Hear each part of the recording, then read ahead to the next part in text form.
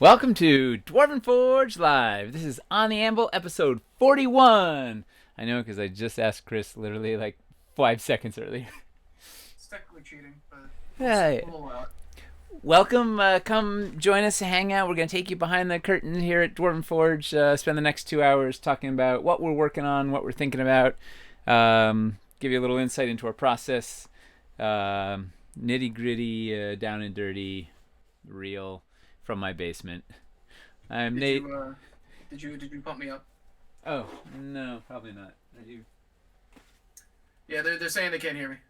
Well, have you said anything? I said one thing. So welcome. Come hang out with us. Have a drink, and we're gonna tonight. We're gonna build some. We're gonna build some stuff, answer some questions, and mostly that's it, right? Basically, we got a couple topics that we pulled from people. We had a couple things we wanted to talk about ourselves, but for the most part, it's gonna be kind of just a laid back episode. So first thing we're gonna do actually is I'm gonna put up a poll real quick before we start on anything. I'm running for like 5 minutes, just asking what Nate should build with today. We're gonna have 5 options in here. We're gonna have caverns, forest, resin, Let's make it hellscape, wilderness, so it can be wider than. wilderness instead of forest. Yeah. Now that you've made the poll.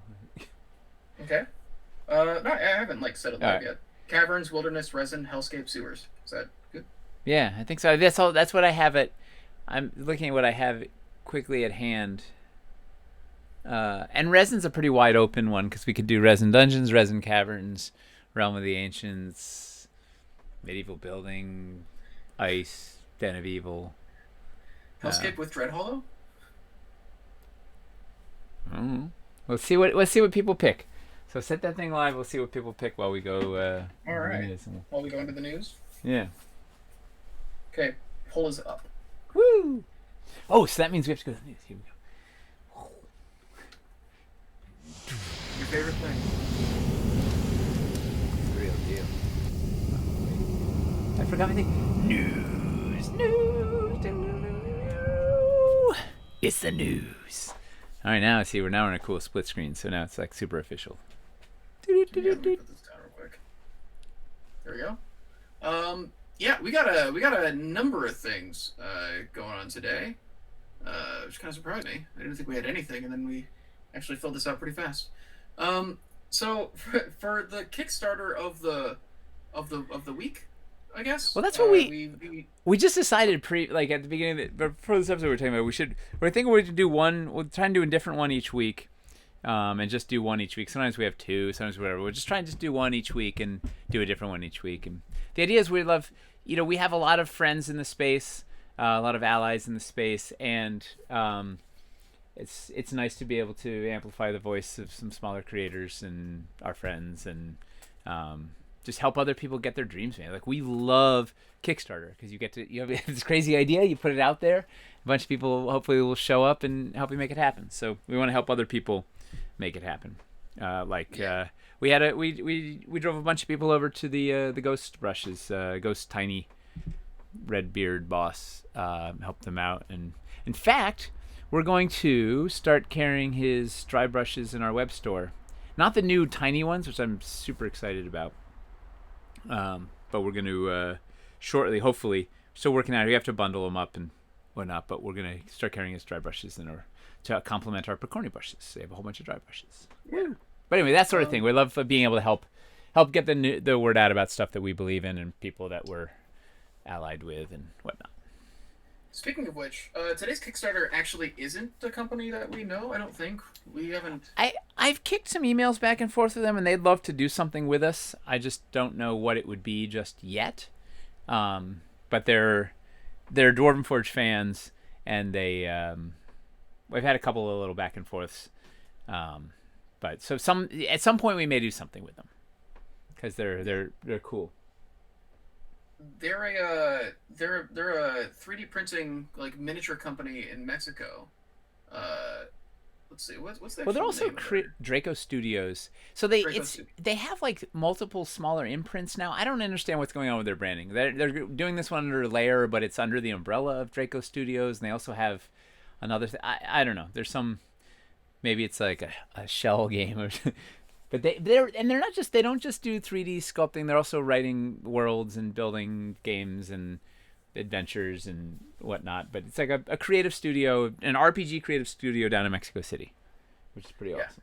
They have some just phenomenal sculpts. Like just looking over the stuff. Well, It's all 3D. It's just the STL files though. So if you can 3D print, this stuff looks really really good. so they did like I don't know a year and a half ago or something. They did one for resin castings of their things. Let me go to the close up. So this is wait, that's the wide camera. What am I doing? Here we go. Yeah. I didn't move this thing closer. Oh. It's somehow no matter how much prep time I have, I'm never ready. So this was their, and I didn't glue this guy together so great. I did the best I could, but so this was and this thing is just absolutely massive. This was one of their dragons, and this guy, the STL of this guy, is available in the next one, in this one now, with different. He's got like different breath weapon options and a scenic base and whatever. And then this guy, who is just I'm so excited. This is Bastarox. He's like just outrageous. Look at this thing. He's got a cracked horn, and his tail is a crazy club. I mean, and look how big. Like, here's a. Well, check the mic. Oh yeah, turn the thing. Yeah. Look how big this guy is. It's like he's absurd. But anyway, so this is. You know what these guys are? This is the guy I'm training to be able to paint. And they did a campaign for plastic versions of these guys, which might be easier than the resin ones. But I'm training up to paint this guy. I'm so terrified. This is like my favorite dragon ever, and I want to paint him. So I actually just paint here. I did the WizKids. So who was it? Noir Killer, I think. We had a build that had a black dragon with gold horns that he'd painted, and I was like, oh. Yes. So I'm pretty sure that was Noir Killer. Yeah. So I was like, because that was the build that had the portal, not the portal, but like the visual effect thing that he had underneath it. Yeah, it was really awesome. Yeah. So I was like, oh man, those are the WizKids, like the young dragons. Those are like the perfect training dragons. So I got the 5 of those because they're only like $15 each. So I got the white dragon. I just painted up. So I'm like working my way up. I'm gonna practice, go through all 5 of these little guys, and then I'm gonna do like 5 like full size dragons. And then I'll work my way up to this guy because it's just like I'm just absolutely terrified of this. This model is like it's too good to mess up. I don't have the skills yet to get there. But anyway, so these guys, they have a really cool Kickstarter. It failed. They tried launching it previously and it didn't work out, so they relaunched it. They've already funded. They're going for stretch goals. They got really cool models, so you can get some of these older dragons. They're good folks. So yeah, it's really cool. It's also like I was saying this with Nate earlier. It's like I don't know of any like mini companies or anything in Central or South America. And so it's cool to like see minis with like this kind of visual influence. Yeah, they have some Mesoamerican themes and like they've got some crazy dragons too, and like just cool stuff. Very cool folks. So we go back to. So yeah, they've got 2 weeks left. They funded. They just launched. They're at 13,000 right now. They just launched yesterday, I think, or 2 days ago. Yeah. Okay. Noted. Yesterday or 2 days ago, like it was it's new. Yeah. Just keep that bookmarked. I do want to. I don't have a printer, but like I always think like maybe I'll really need something one day, and I'll just steal the work printer or something. There's also, I bet you could find Shapeways. There's like I'm sure there's somebody on Etsy that would like print. You send them an STL, they'd print it for you or something. I don't know. Yeah. 3D printing minis is like this whole other crazy cottage industry. It's like it's unbelievable. I really want to. I want to get into it at some point. Oh, dude! I got this. this thing. I'm gonna build the Duergar Death Golem. Look at these things. Like somebody made this dwarven. This crazy dwarven war construct. I'm gonna mod out. I'm gonna make this into a quadruple crossbow, and I got plans. But like, it's so cool. There's all these weird specific things out there that it's wonderful. I particularly like not having a 3D printer and getting other people, finding stuff and having other people print the thing and send it to you. It's like it's perfect because then you don't have to deal with the maintenance and all the. I watched Toby pull his hair out on ours, like, just keeping it up and running and. Either way, I know we have a lot of people in our community that have 3D printers, and yeah, Yeah, I would It's check that one awesome. out. They have some really cool sculpts. So what do we have in the what do we have in the news? So we already touched on that we're going to be carrying Ghost Tiny's dry brushes in our store. It's Woo! actually part of a thing that we kind of want to start doing more. Uh, we want to help support smaller businesses that are doing things that we think are cool, that have like good people, that are doing Yep. stuff that maybe isn't being done, that could use like more eyeballs. So on top of carrying Ghost Tiny's dry brushes in store, we're actually going to be carrying Vorpal Board's arms in our store as well, and It's we've made this some thing. tutorial videos to oh, get the mic, or It's oh yeah, that arm. I have yeah. We've made some tutorial videos to help to cover that stuff and like how to build for it. And I think just especially even after this quarantine is finally over, even after everybody is able to gather again, there are still going to be people who need to play remotely. And Oh yeah. I think a lot of people picked up RPGs once this hit because they needed something to do. And so I think there are going to be more people playing remotely than ever before, even after I'm gonna the keep pandemic's playing. over. I'm gonna keep playing remote with my brother and his kids. My son, it's like the best. Like it's dynamite. So we're carrying the Vorpal arm. It's gonna go live this week or first thing next week. And we have the Vorpal arm. It's a package. You get the phone arm and like 2 months of free service and a gift card. It's crazy, like a $15 gift card, I think. It's a cool little starter package, start to stream package. But anyway, we believe in Vorpal. They've come a long way. I was an early backer on their Kickstarter back in wherever. Actually, that was a long time ago. That was a year and a half. That was pre-pandemic. I don't know, but they're great. They're great folks. So we believe in that. So anyway, we're trying to add some stuff to our store and throw some more things up there for you guys. So stuff to look forward to. Yeah. Um, Speaking of collaborative things, we mentioned the Y Terrain video before. Why? We want to go into more detail on what that video is exactly and what we are wanting people to do, as well as kind of point you towards where you need to go if you want to submit some video clips for that video. Nate, you understand the video better than I do. If you want to go on that. It's still a little bit of a dream, but we're yeah. Fundamentally, we want to put together a video that explains to people why the heck would you play D&D with terrain? What are the reasons?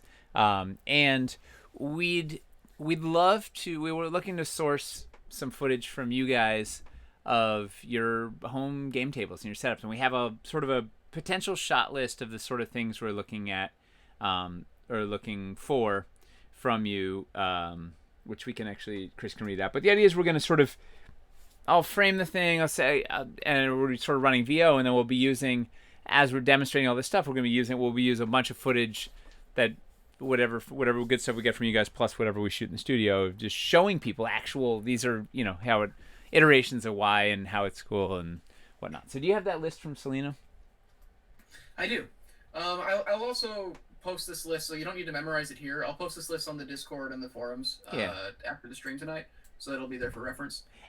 Basically, we're looking. And for also shots. it may change and evolve because we haven't actually started cutting the video, and we may get some other stuff. But this is our initial sketch is something like this. Yeah.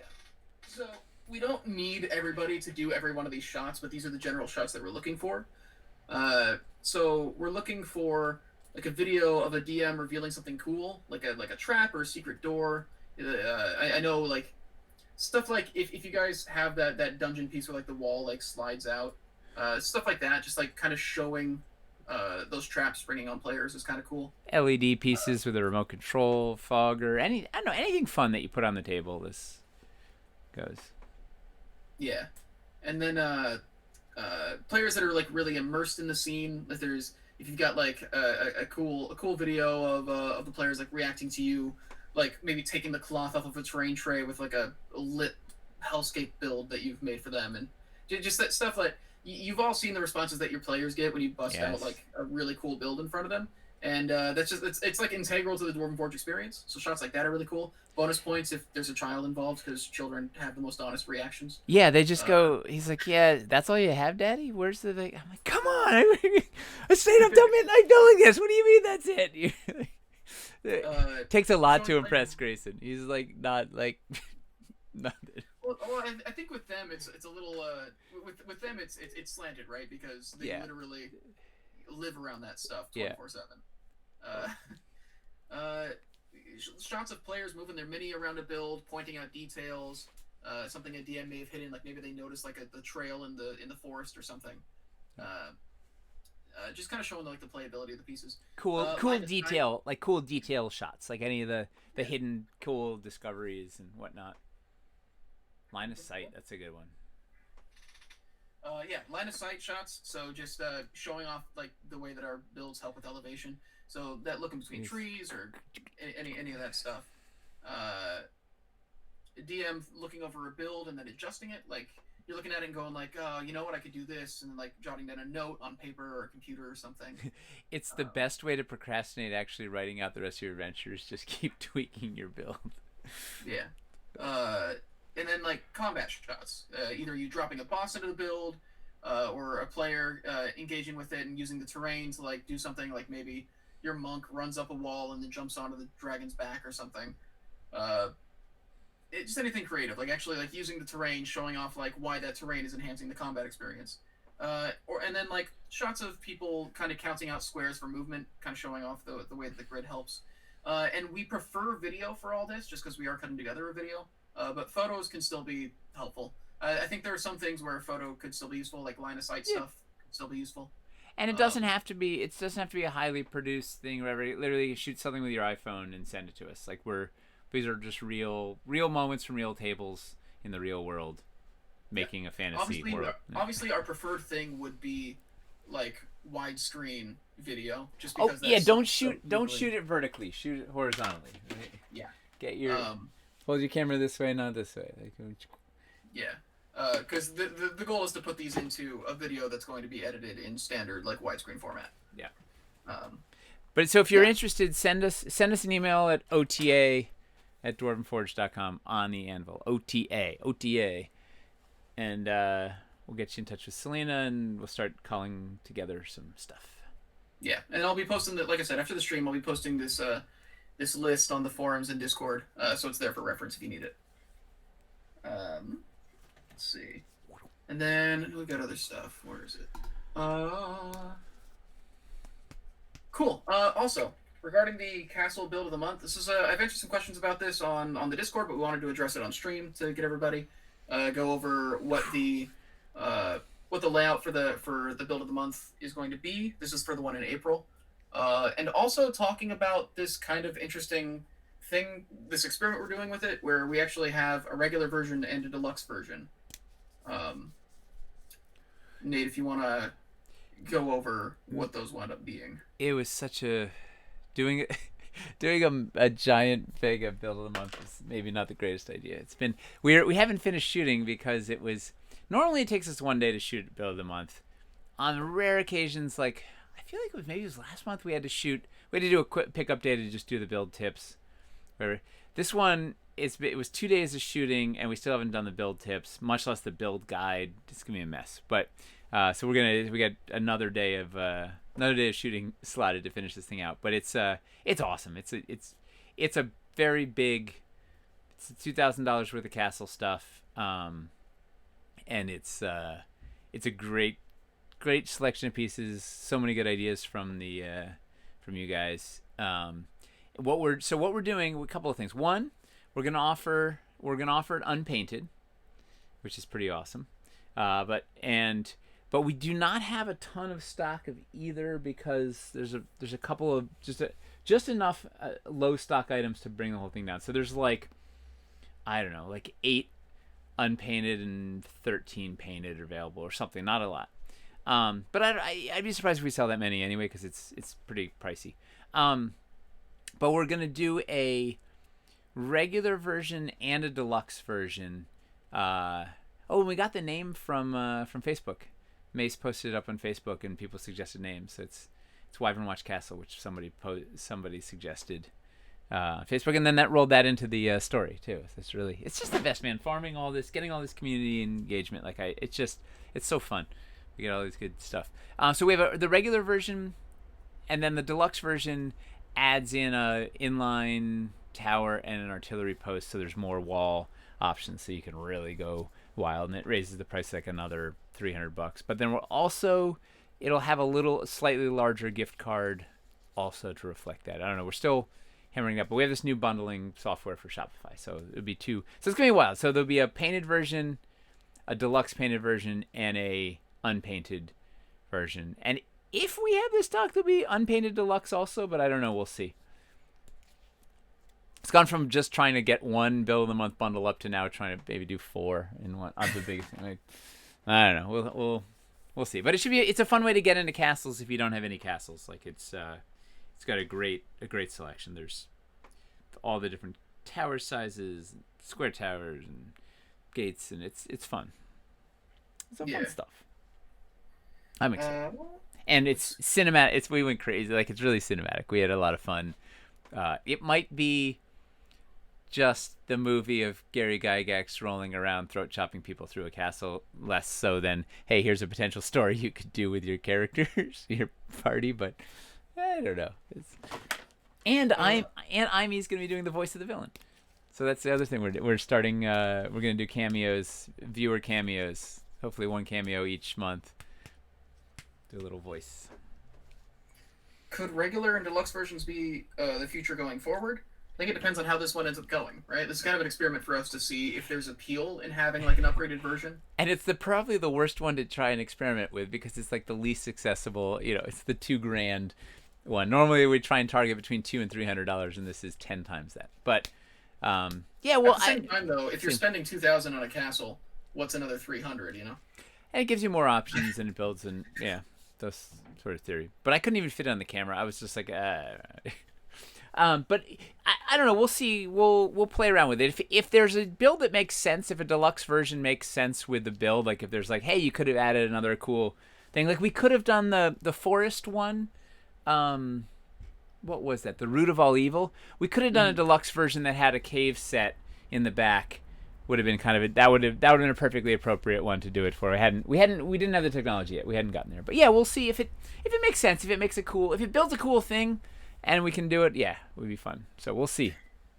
And then as far as doing more unpainted bundles in the future, the thing with like painted and unpainted is it's always come down to stock, right? Because we only make these bundles out of the stock that we already have in store. Yep. So if we have enough unpainted stock to make the Build of the Month in unpainted, then we can do it. Yep. Yeah, now that with this bundling software makes it a lot easier, so we're gonna try and we heard your requests. We're gonna try and work those in as much as we can. And let us know let us know your thoughts when you see this one. Have we gone crazy? Was it stupid to do a $2,000 castle? I don't know. Maybe. There's no way to do a Build of the Month for castles cheaply because every pack in castles is basically a Build of the Month, like regular size, right? Yeah, unless you just did like it was just a gate, like on the edge of the forest or something, and it was like, hold the gate or something. Like if it was just a portion of it. Could, but I don't know. I wanted to build a castle and see what happened. So, well, we're definitely doing that. Yeah, it's done. It's yeah. All right, what else we got? One more thing. We have something kind of fun to show you guys today. We don't have more Wildlands test shots to show yet, but we do have some Phantasmal filters to show you. Sort of. These are our test prints. Well, they're not the official ones back from the factory, but this is what we're setting out. I thought it'd be fun to show a little bit of the process. So let me pop over to. Yeah, people love seeing the process. That's why we're here, theoretically. Yeah. What do we got? All right, so. You got the mic? You got the mic? You got. Nice. All right, we got these. All right, let's turn on this. So the challenge with these, of course, is they need to. Well, I don't know if that reads or not. We'll find out. These things need to look good on the light panel and off the light panel. So what we do is we get something that looks good on the computer and then we print it out. And then so we got like the water, we had the fairy water, which looked great on the computer. We printed it out and it looked like absolutely like nothing. It was like a weird pink blob. And this is on Lexitran or Duratrans, like this, it's like a frosted white translucent material. So then you put it on there and it just looks like absolutely nothing. So well, that was a failure. So then you have to do this weird trickery where you mess around with you don't print for what looks. You don't design on the screen for what it looks like on the screen. You design for what it's going to actually print. So we do these tests where we do these split You do split prints where it's like we go too far, we go sort of maybe not far enough and go too far, and you kind of see, you print on the same thing what it looks like so you can get some variation. So this was like starting to look good. And this is where we've kind of chased, we were trying to chase this thing and we ended up with this thing, and then I think this is where our current final is. And it's funny, it doesn't actually read, let me dim this down. Let me stop down even further. Can you even see it? Yeah, stepping down the camera is actually helping a lot. You can't even see all the detail though. Maybe it's too hot. I don't know. It's also just like the difference between the human eye and the camera, you know? It looks really cool though. It looks like beautiful, sparkly fairy water. Too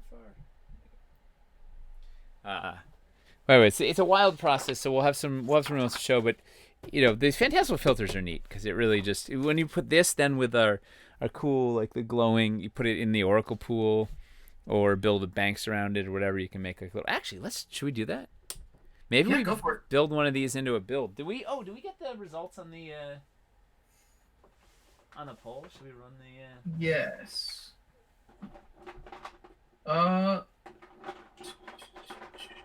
Wilderness won. Wilderness got 63% of the vote. Wow. Whereas Sewers got 20%, so it won by a lot. What was the who was the loser? Resin with 1 vote. Who voted for Resin? I want to hear. I was kind of secretly hoping for Resin. Let's see. Man, I wish I had the Wildlands. Do I have any banks here? Oh, yeah, I do. So I'm gonna hold off on this. Maybe I'm gonna build a magic pool into. We're gonna build this. See, now we know what we're doing. We're gonna build a magic pool. We'll get there. Anyway, here's some other fun. Let's see, where is the... So this was the initial Eerie Emanations. It looked kind of cool. Thrown in there, it looks kind of cool. But the center just turned into like nothing. Like you couldn't expect, particularly because we're going to have a cutout that's for the light puck, and it looked like nothing. Oh, I wonder if this would affect it. Is that it? Hang on.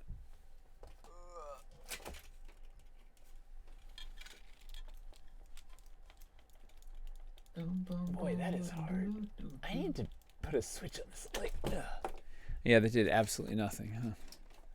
All right, good. Well, so anyway, this was kind of cool, but then it looked like nothing. So we tried putting some streaks in it so you could see more texture, but then it felt too streaky. Trying to figure out the color, getting just the right, see the cool split, and then this is where we got, which looks pretty awesome. Exploding energy. It glows. Let me put it on there. Ooh, it's like do a thing in there. Oh yeah. Oh, we're gonna build a fun thing. And then our final one. So we'll get official factory samples soon. This one's still not quite working yet. So this is the idea is this is our river Styx. Wow, yeah. Look at the white balance. Like it looks blue as can be. We're trying to make basically a whirlpool that works with the river Styx. But this, I don't know if you can see, it doesn't match so well. And so now we've been going through this crazy experiment process of then trying to figure out a good maelstrom that works, / trying to get the color to work. And it doesn't look like anything. We got some nice purple in there. Wow, it just looks like blue. Well, anyway, you have to trust me, it looks cool. But it still doesn't, the edges don't match, but we're getting there. So this one doesn't work, the other two do work.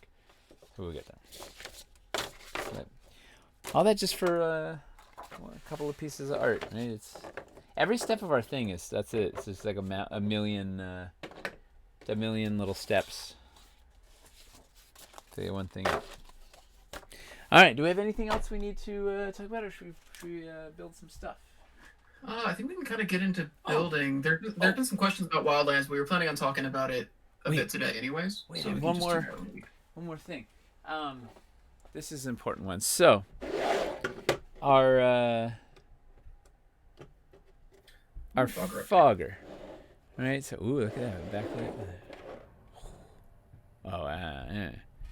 Will there be circular or will there be square filters or just the circle ones? Though we have square ones just like we showed, and then we'll have circle versions also, which for the light puck. That looks cool. I'll just put those right there. So yes, all of the above. Circle and square. Nice. All right, so we have what is it? We have this fogger, right, which fits over your volcano or whatever. After we've been doing a bunch of tests, getting super scientific, turning on its side, doing all this whatever. And the fundamental problem that we keep running into with this thing is condensation, right? Water is just everywhere. And when you run this for 45 minutes on a volcano, you get an enormous amount of... Why is this drilled out? Did I drill this on the air? Yes. What was I doing? This is like, it looks like a mouse chewed through the center of this thing. Why was I drilling it larger? What was I doing, Chris? I don't know. I'm trying to remember. You've drilled on air twice. You did the volcano and you did a spouted floor. Yeah, the spouted floor was a good one. Why wasn't I not satisfied with the hole that was there? I'm not sure. That was a while ago. Huh. Anyway, so Toby came up with this awesome solution. Awesome in that it works. Not awesome in that we have to retool the entire fogger, which is really it's a big waste of money. Well, not a waste. It was just we preemptively tooled basically to make our factory samples. We had to tool the thing, and now we have to redo the whole mold, which is not so cheap. But we're building basically a funnel. This whole upper section here is going to be slightly depressed, leading down to the spout. So the spout's going to get sort of inverted, so it goes down instead of up. And then this whole thing is going to be a small funnel going into it. So all the condensation will collect back. We tried all sorts of things. We made like a weird cap that would put on this that was kind of like an umbrella that would stop water from going in, but it still would pool around here. And we're trying a bunch of stuff. And we tried a sponge insert, which all these things. And sponge insert actually decreased the amount of fog coming out. It was a whole bunch of things. So anyway, so this will now essentially capture the condensation, because it would eventually pour off the thing and start pouring onto your table, which is not so great because people have like nice wormwood tables, or they're on their grandmother's dining room table or whatever. I don't know. Do you think anybody's actually playing D&D on their grandmother's dining room table? Probably somebody. Absolutely. Yeah. So the idea is it catches the vast majority of the condensation and then recycles it back in. It pours it back in. You leave the spout open. It pours it back in, and you get more longevity out of your reservoir. It reduces the size of the reservoir a little bit, but you get more longevity because you recycle back the condensation. So it's going to be awesome, but of course it means retooling. And the factory's really angry at us because they're like, we were done with this thing. We were ready to start just churning them out. And because we're making a lot. Like we sold We sold a lot of the foggers. The fogger was one of the top selling sets, wasn't it? Yeah, it's a popular unit. So yeah, so the thing is, it's going to be one of the last things we ship now, I think, because we have to remake it. But it's going to be worth it because it's going to be double extra awesome. But it was a good Toby insight after banging our head against the wall of how do we make this thing not just ruin your table. Anyway, let's build some wilderness, shall we? Yeah. And we got some questions. Yeah. Might as well stay on the Wildlands dev train to start with. The Wildlands dev train. Is that like Wildlands dev train? Is that like a formal term? Yeah. Absolutely. It's not quite as fun as the hype train, but it's a lot more informative. Indeed. Yeah, a couple other questions. So there's a couple things that we've mentioned a couple times. Some that are about us, like working on things, and some that are just kind of us waiting to see.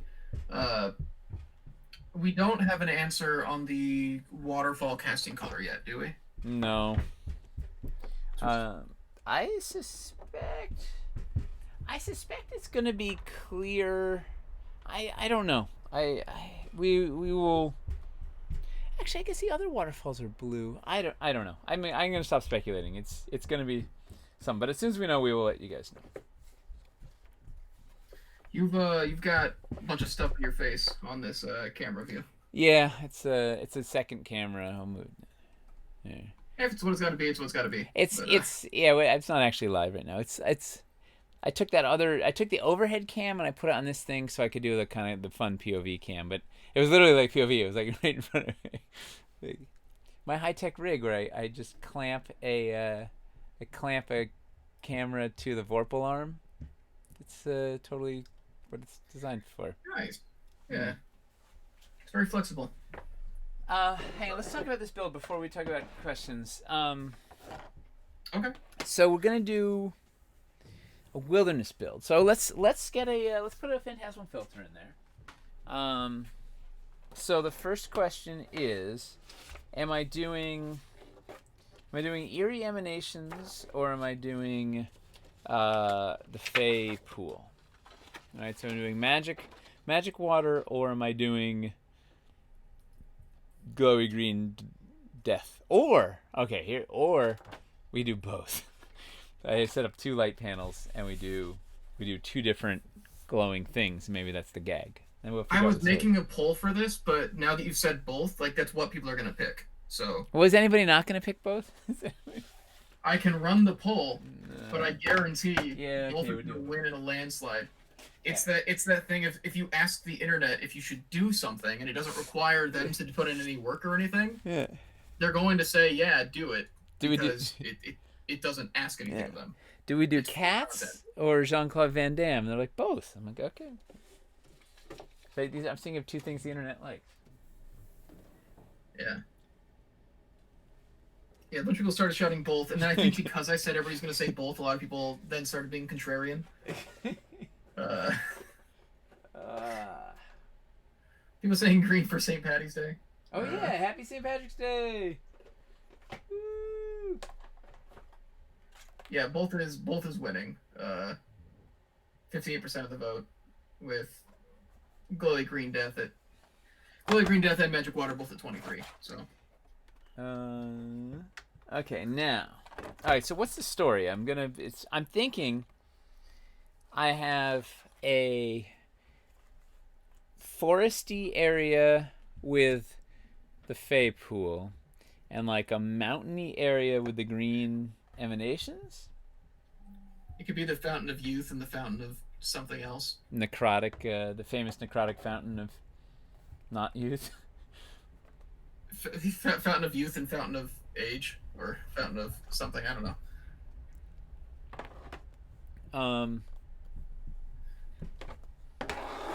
Oh, maybe it's like a corrupt. Okay, here's what we're gonna do. It's gonna be a corrupt thing that's tainting our fountain of our Fey pool.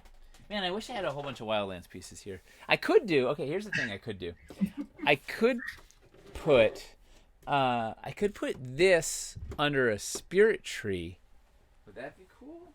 Or do we want to see more of it? You'd have to get the camera in to like look down and to see it in the spirit tree. But that might not be helpful. Yeah, both won by a lot. Of course. It's both. There's a couple cool ideas.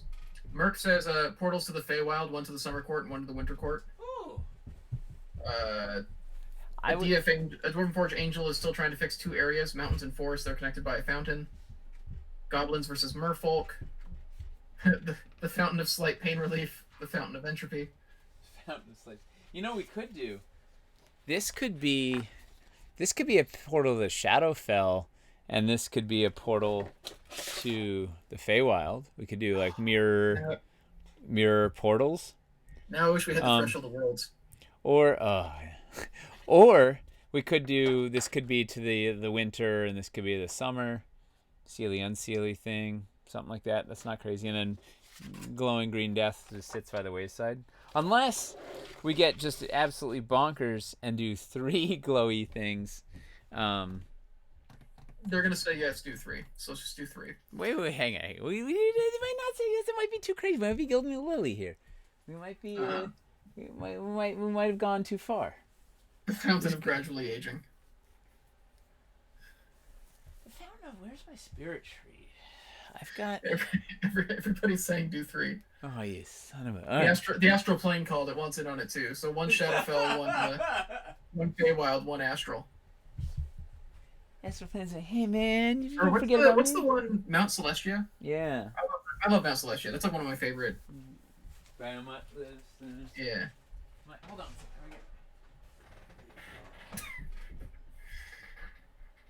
This is why we can never get anywhere. Nate goes off on tangents very easily. Alright, I gotta get my dress. Okay, alright. So we're doing the triple whammy. So this means I need to get. I'm assuming I want these to be kind of far apartish. So it's what's going to happen is this episode is going to be just fully an infrastructure episode, right? Figuring out the under, because like the pre-building before the building is almost going to be harder than the actual building. This suddenly became a light panel like building tips stream. It's awesome. Is what this became because now you're trying to work 3 non-connected light panels into one build. Absolutely, yeah. This is what I live for. All right. All right. So give me a sec. I can get some light panels. I mean, some. I have. Let's see. I have a master. So I need 1 more power cord and 1 more master panel. All right. Hold on. And we should do some Q&A as well. So what are the 3 portals, the triple portal extravaganza, and somebody's in the middle. It's gonna be. Yeah. It's like whack-a-mole but with extraplanar creatures. It's keep popping up. It's the best. All right, so what do we got? We have a bunch of questions from people. What do you got? All right. Yeah, people were wondering about like some of the pieces that were giving us trouble with Wildlands. I figured since we were talking about the Phantasmal filters, it could be good to touch on all of them. All of them. All the pieces. What about all of them? They're all giving us trouble. People are wondering if it's looking like we're still on time or no. All that stuff. We don't know, but no. There's no way.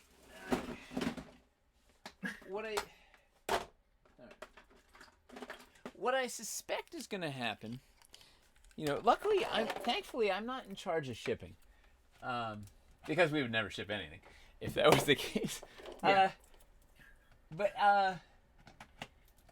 What I suspect is we're going to ship a wave of stuff right around on time, and then a wave of stuff pretty late. And like I think the fogger will be in the pretty late category, and the light puck will be in the pretty late category. The barge will be in the pretty late category, and a bunch of the stuff. Surprisingly, like the crazy things like the trees and stuff are pretty on time, and but yeah, I don't know yet. It's all a little up in the air. But we definitely all sorts of little there's all sorts of little things like the ruins. There's so much information about so many pieces that needs to get communicated through 3 languages, right? It goes English to Japanese to Cantonese to Mandarin, I think, or Mandarin to Cantonese. I don't remember which order it is, but so it's a heck of a game of telephone, and we like the ruins. What is it? There's 2 ruins pieces, the ruins straight and the little ruins end that need to line up together to make exactly 4 inches, so you can use them as one connected thing or use them as individuals, whatever.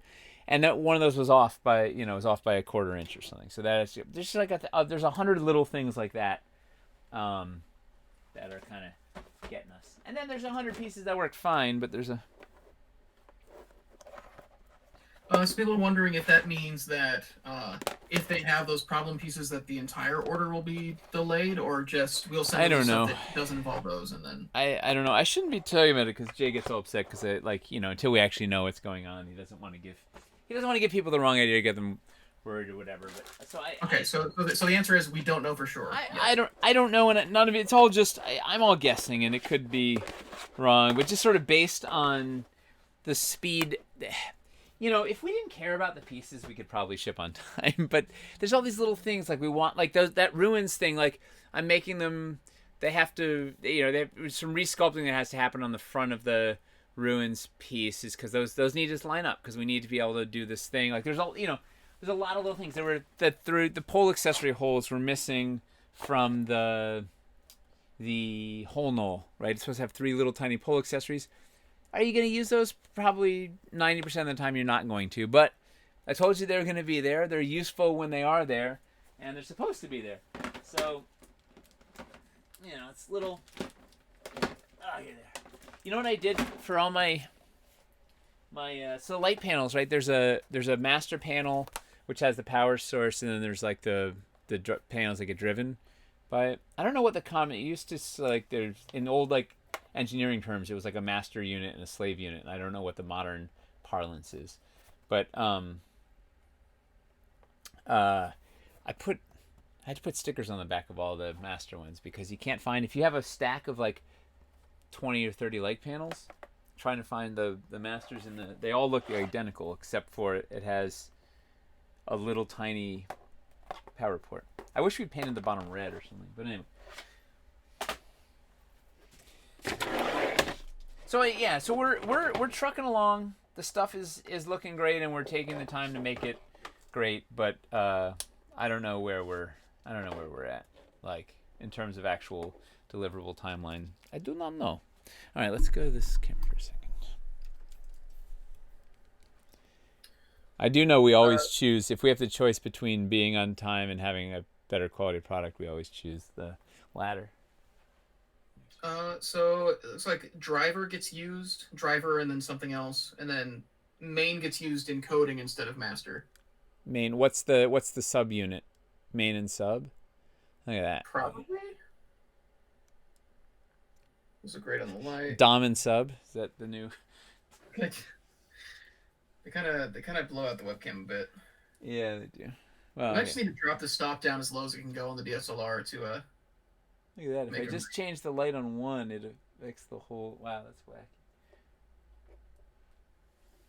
wacky. Webcam sensors are wild.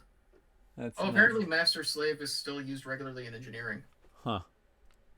Wow. Main and branch is what it's used in coding, it sounds like. That sounds better.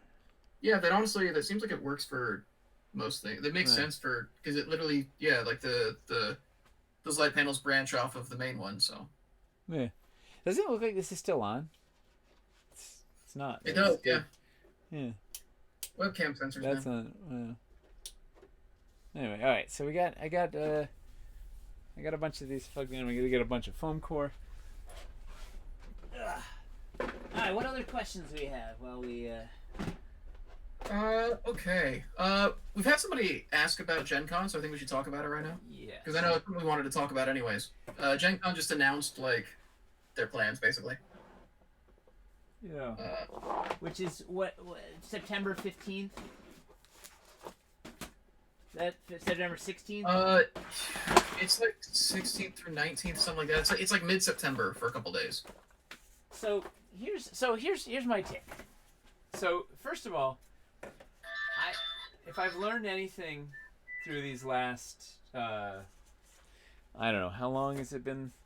Crazy. If I've learned anything in the last year, it's that I stopped trying to predict too far into the future because everything has just been changing like crazy. So I don't know what things are going to be like in 6 months. So it's like it's hard to know, are things going to be safe, whatever. So my first thought is I don't want to send our team if it's going to be dangerous. And bigger thing is fundamentally I don't want to encourage other people into risky behavior. Like just because we're all going to be vaccinated doesn't mean everybody is going to be, and it might be encouraging a bunch of people who aren't vaccinated to come into a public space because there's a thing. Like if everybody said no, this is a bad idea, then no one will go because there's no thing. So I don't want to be the people that are sort of condoning and encouraging the risky behavior if it's risky behavior. So I don't know what that's going to be until we get closer to the event. So this is assuming that it's going to be safe. That's the first question, right? And I don't know if people should we take bets on whether or not it's going to be safe come September? I don't know. It's going to come down to what people decide to do en masse. You know, Yeah. like even with the vaccines like going out, it It's no guarantee of anything. it still comes down to what we decide to do with our time, Yep. whether we're having these big gatherings. Uh, so we're simply not going to know until we get closer to it. Honestly, Yeah. I think also considering that the point of our product is that everybody handles it with their hands. I think it's also Oh yeah. uh, No, it's a tough.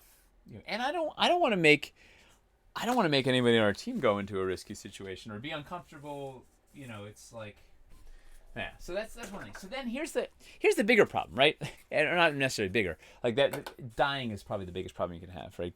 But let's assume that 100% of the U.S. has taken the vaccine. It's all working.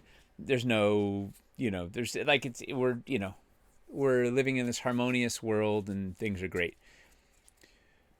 We have a Kickstarter that ideally we're launching this thing October 1st. October 1st is, I'm going to say, 2 weeks after Gen Con, right? When is Gen Con? 16th? Yeah. So if you were going to throw darts at a calendar and try and hit the worst date possible to do anything, September 16th through 19th would be the epicenter of that, right? 2 weeks before launch, like during a Kickstarter is easier than before a Kickstarter because we have this hard deadline of we have to launch. There's certain things you need for launch. There's other stuff that we can do during launch. There's lots of stuff we can reveal. We can add stuff to it, but like to get launched, like the 2 weeks, really the month leading up to it, to the Kickstarter launch is just bedlam, right? Like the hardest push is to launch. And then once you get going, the launch is hard and we're cooking and there's a lot of stuff going, but it's like you have to break the back of the thing before you go into it. And then it's like, it's all the kind of, theoretically, hopefully we're, at that point we're adding, exciting bits and whatever and yada, yada. So it couldn't be at a worse time for us. Like the period. mm-hmm. Then wait. So then, I don't know what we're gonna do. So I guess the question: are people planning on going? Like, what's the we got a focus group here. What's the word on the street? What are people's thoughts? Well, apparently it's going to be limited attendance, which I haven't had time to look over exactly what that means. So I don't like. So they're not doing it the way that it was done before. They're taking precautions. So I don't know. I don't know exactly what that means. Yeah. What are these precautions? How limited? What's the frequency, Kenneth? What do we got here? Yeah. But are people planning on would people go? Like what's the temperature out there? There's a couple people who are planning on going. A couple people saying that they wouldn't go. Mostly just that it's like a risk reward thing, right? Like, is there a potential reward in this that offsets the potential risk? Well, I'll tell you, the potential reward is there's no better place to advertise your Kickstarter than Gen Con. Yeah. Particularly a physical-based terrain thing, like, having an awesome setup at Gen Con would be amazing. Having an awesome setup at Gen Con is an absolute nightmare because of the timing. But it would be, man, it's just the thing that we, it's ideal. But also, like, if it's 2 weeks, 3 weeks, 4 weeks before we're launching the thing, that's like the thick of, you're gonna be like up 18 hours a day cutting videos, and I'm gonna be shooting who knows what, and Toby's gonna be configuring, like, everybody's gonna be up to their ears in Kickstarter prep. That's like fair. Who the heck is going to Gen Con, setting up a booth, setting up a build, interfacing with all these people, much less prepping the Kickstarter, I don't know.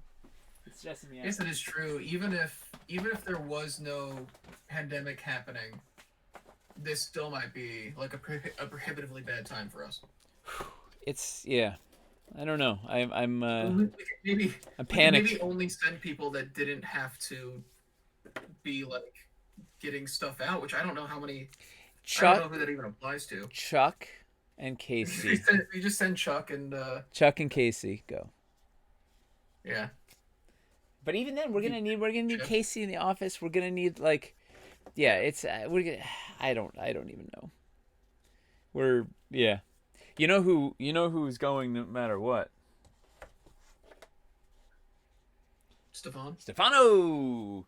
Yeah, He's like, probably. yeah, dude, this is he's Everybody's saying just hire community members; they'll all go. Uh, yeah. and people are also bringing up a good point. Like, what if we do go, and the off chance that the team then catches it there 2 weeks before Oh, the Kickstarter? dude, don't Yeah. even. If we do catch it and end up having a severe symptoms as we're going into the Kickstarter, that would be horrendous. Because there also are some people on the team who are Yeah, no, there's like susceptible and like at risk. this is not. Yeah. Oh man. Yeah, Or can just we or just put up a build and a sign. No reason to be there in person. just put up a build and a sign Maybe under if we had construction? friends who were going, maybe we could just send something. I don't know.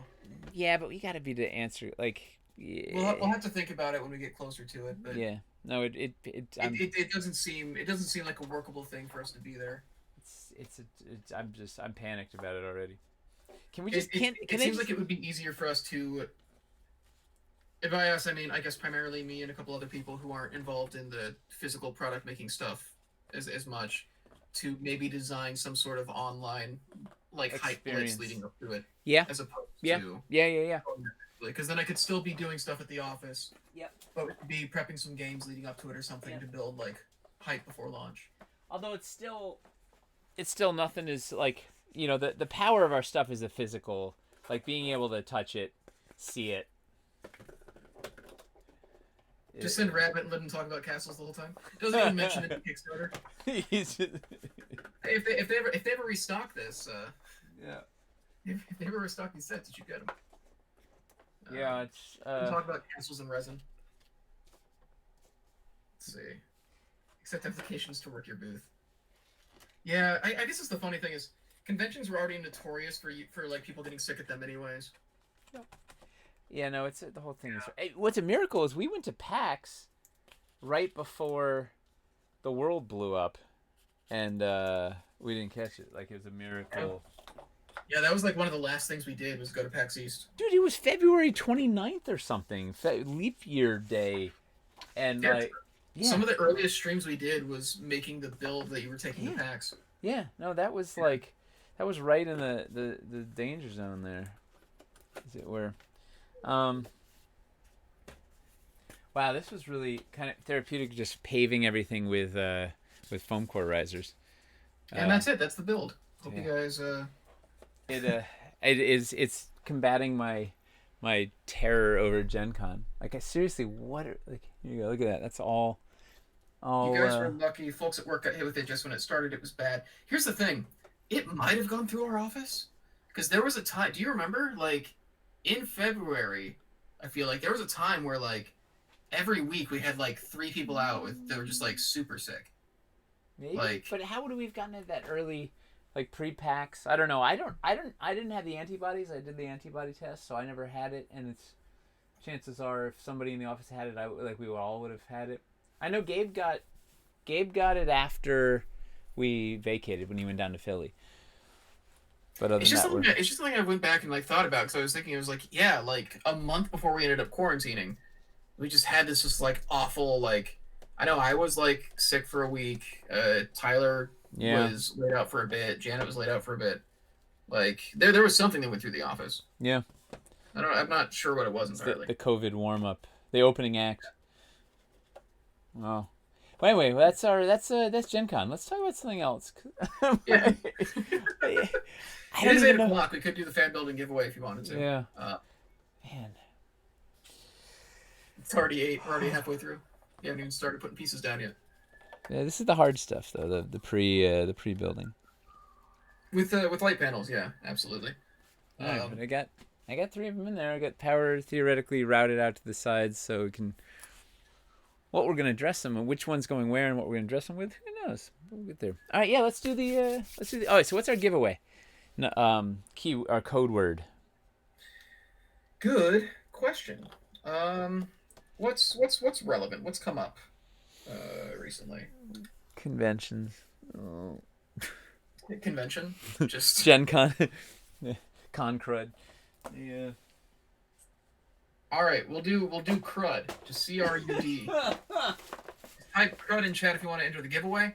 If you're in America, we can do either a $50 gift card or a starter dungeon. If you are international, we can do a gift card. Everybody is eligible. How cool is that to be able to say everybody's eligible? That's really Yeah, it's so nice to not have to like say delightful. like, hey, a solid like 30% of our of the people that watch. I'm gonna this grab are here. a cider while we're doing this. Hold on, two shakes. Read like a legal. How many foam risers are in this build? Oh man, well, he's got some of the small ones in there too, so that really throws it off. You can see he's got some of some of the 2x2s. Man, that's a lot. He loves those foam risers though. Takeaways, I need more foam risers. Absolutely. Let's see. Did you guys talk about KS8? Not really. We're not really doing much KS8 today. We're gonna be doing another KS8 update in 2 weeks, I believe. We're having a big team meeting about it, and then like literally the day of that on the Anvil. So then we're gonna be doing a KS8 episode in 2 weeks. Have modular boats been incepted yet? No, and they won't get incepted if you're that open about it. The whole point of inception is that you don't really say what you're trying to do. Whoa. Should we go to fan build? Talk to us about the diagonal walls repack. Hold that one. That's a good one. Talk about Scalegate. Hold on. Let's do the fan build. Yes, fan build. Casper Kenobi. Yeah, Casper Kenobi, also known. I think he's also Sten Fisker on the forums. I think maybe. Yeah. It might be the same person. I think it is. Casper Kenobi. Yeah. This is guess what movie this is inspired by? Wait, I need to zoom out. What's going on? The sweeping mushroom. The good, the bad, and the ugly. Cars? Yes, it is Kung Fu Panda. I appreciate all the jokes though. Rush Hour. How about a Goofy movie? Oh yeah, have you watched a Goofy movie yet? No. You gotta like I haven't actually watched put that any on the movies. schedule so it happens. Yeah. Then What- we make it like a, I don't know, we make the community do something to force you. Send me a Blu-ray copy. It's a new Blu-ray. I don't know if there's a Blu-ray version of it actually. Mist of Pandaria? Yes, this is Ooh. based on World of Warcraft.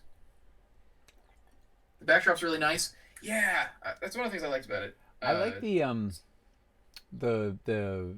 vines as a turned sideways. The vine patches turned sideways to mask the escarpments. It's really cool. Yeah, the backdrop is gorgeous. Based on war games.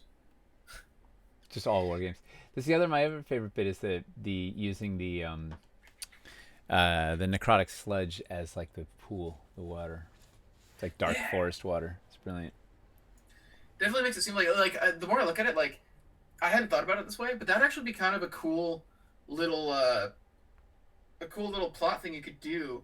Is be like, oh, something's happened to the water in this like forest, and it's just kind of a. Now that I have this like perfectly paved, oh, we're totally doing that in this other build. Yeah. I'm gonna put a necrotic sludge river through the center of this thing. Nice, like some sort of. This is really overly ambitious. Some sort of industrial like. No, it's Something they're tainted by doing the. is housing. Maybe it's It's having. magic residue from some kind of experiments they're doing. You got 3 portals in one place. It's like it's not stable. This is not advised. And like that sludge river is like starting to spawn a bunch of oozes and stuff like that. Mm-hmm. Are not like are like starting to like slither up out of the sludge. I don't know if I have enough space. Let me see. I want to do this though. Goofy Movie isn't only VHS. I know because I do have a DVD of Goofy Movie. Overly ambitious is Nate's middle name. Facts. No. Actually, just had this discussion with someone the other day. Goofy's full name is George G. Geef. What? Huh. Really? Apparently. Oh, did you see the cave over there? You know that Chuck E. Cheese's name is Charles Entertainment Cheese? Really? Yeah. I did not know that. Yep. Did you also know that he was an No. orphan who never had a birthday party? That's like his backstory to why he created like a pizzeria for kids to celebrate their birthdays. I didn't know any of this. It's yeah. But There's a lot of fascinating lore behind some look at this. seemingly innocent Look at children's. the cave in the back with the. It's got the wall of force in there with the light hitting it, so it's sparkly, swirly cave in there. Yeah. This is an awesome build. All right, let's give something away. It is. Yes. All right. Let's roll this. 70 people in this giveaway. Woo! It is going to Give it away now. Spirit Flame 9279. This is actually fantastic. Spirit Flame is in chat. I was on them talking earlier. They've been watching for a bit and trying to figure out what they should start with. They actually haven't got any Dwarven Forge stuff yet. So now, yeah, you can either get a starter dungeon or a $50 gift card here. So I mean, here's your chance to start the collection. Actually, wait, you know what I would do? Spirit Flame. Spirit Flame. Let's let us up. This is insider tip. Take the gift card and run. No, take the gift card and get a classic remastered. Right. The starter dungeon is not enough to really build anything with. Classic remastered though, you can actually build something with, or a Zaltar's. But classic remastered is your most bang for your buck if you're gonna build dungeons. All right, so I'm gonna message you right now. Just ask like what email I can reach you at, and also asking like what you prefer. Let's see. This is just bonkers. Should I really try and do this? I was gonna take a. I have to go down. I guess I don't have to. I was gonna go down a layer to get really dynamic with the very limited collection of banks that already exists. I was gonna go down a layer with this, so that these are up a layer. So we have 2 layers worth of banks to get down to here. Cut a thing through. See, I was thinking I could put the water. This looks so cool, right? The water. Look at this thing. Wait. The transition. Where's the? No, it doesn't read on the webcam. The water current overlay on top of the necrotic sludge does make it look like a river. Like we could do a thing. That's awesome. All right, I gotta try this. I gotta. This is gonna be the first build where we don't actually get any terrain on during the episode. Let's see what happens. You can always go back. But this, the fun of this show is we're experimenting. We're it's the college years here. We're just doing this to see what happens. Consequence-free environment. People were asking how many foam risers you were using in this. I don't know if it's worth counting that. There's a lot. So here's my rule. Unless it's a build a month, you're not allowed to ask how many of anything I've used, because I have a lot of everything here, and I will use a lot of everything here and never track it. And I don't even know. I can't even begin to approximate how many of what sets or whatever. And I know it's really frustrating. And that's why we started the build of the month, because I was always just doing these free builds and never people want to know what was in it. And I'm like, I don't know. I just used the stuff I had. So the it's enough to cover a 2x3 minus 3 8x8s. So it's, I don't know, like a mega pack and 2 or 1 or I don't know. I use a lot of them though. They're really useful if you're doing anything with light panels. You need them.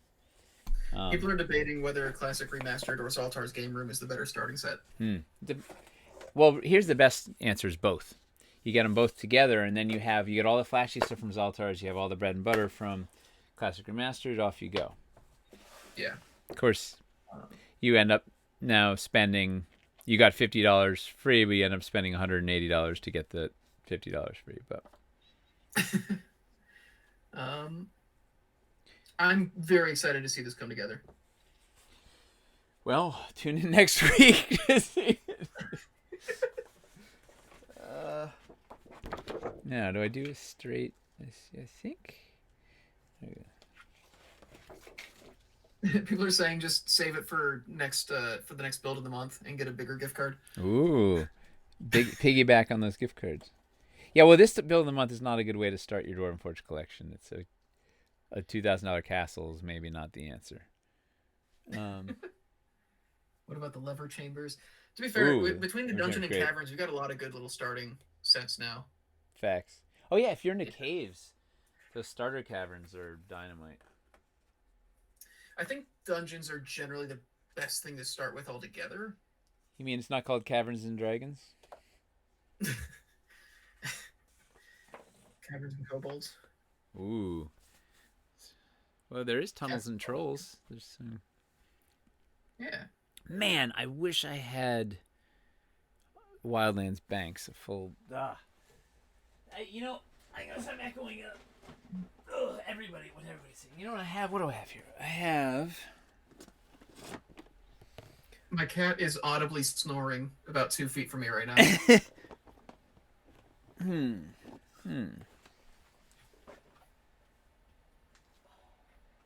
Dungeons can be used for city buildings, etc., until you get city terrain. Yeah, I think it's the thing. I think dungeons are just they are like the classic bread and butter, right? Yep. Like they can represent a lot of different stuff. They do it all. Mines and mermaids. That'd be a fun Kickstarter. We just have to design like a bunch of mine shafts and a bunch of underground stuff, but then exclusively just a bunch of like underwater minis and I creatures. thought you said Mayans. Mines and mermaids. That would also be a really fascinating. Huh. Maybe we hit up the. What would that even be? Like, yeah, just like a South American influenced take on. Maybe they do have that. I know almost nothing about their mythology. Maybe they do have like an equivalent for mermaids. Huh. Work with Reaper to make a collaborative Kickstarter. That would be cool. It would be. We're friends with a couple different minis companies that maybe we could pull something like that off. Ooh, do have. I do know we watch each other's stuff. There are people from Reaper who watch these streams, and I watch Reaper streams, and I don't know. I have a couple of pieces. All right, so here's what we're here's the ninjutsu. Oh, I'm gonna go to the other camera. It does not look so good in the webcam, but so I don't know how I'm gonna make this. I probably have to move this thing. So the tricky here's what we're trying to do here with a limited collection of pieces. I might end up cheating and going to the office and getting prototypes to finish this thing out. But the tricky thing is we're down at this bank level here, but I want to get up. I essentially have to I want to cover these with something for negative space. Just something really interesting here. So I need to basically go up two levels to get to here. But for the banks to flow nicely, they need to overlap with something else. So this needs to essentially be out around here, so I have enough room to put some sort of floor between here and there to sort of overlap this enough to get a smooth rise, and then knock something back here. You know what this needs? Got these ledges. I might be able to pull off. What do we have here? All right, so that's the challenge of the moment. All right, so what other questions? There were a whole rich diagonals. Yeah, people are asking about the Volta. So I guess actually just talking about the reconfiguration and restocking journey in general, because it's something we've been constantly working on behind the scenes. It is a journey. It's a journey. When you think about how many pieces we've made up to this point, and then trying to figure out how to make as many of those as accessible as possible. It's a lot. Volta diagonal walls have come up a lot. It's been kind of like a running gag on the Discord specifically. Well, here's what we want to do. So we're hold this thought for 2 seconds while I get a spirit tree. I don't know why I don't have a spirit tree easy. Here's what we want to do. Leaves.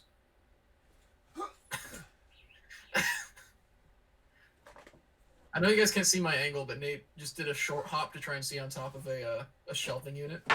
I don't know why I said short hop. That's a competitive Smash term. I don't think that's something that gets used in the real world. I was a short hop champion, and like, Master short hopper. Oh, he's wave dashing. He's wave dashing. you're speaking some strange language here. All right, so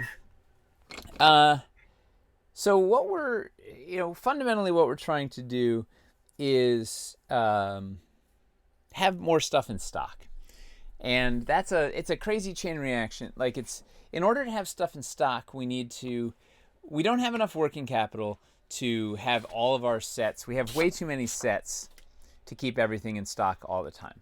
So we need to have less sets in order to be able to keep stuff in stock. Because if we tie up all of our capital on, whatever set A and it doesn't sell, then we don't have money to buy set B, which is what people want.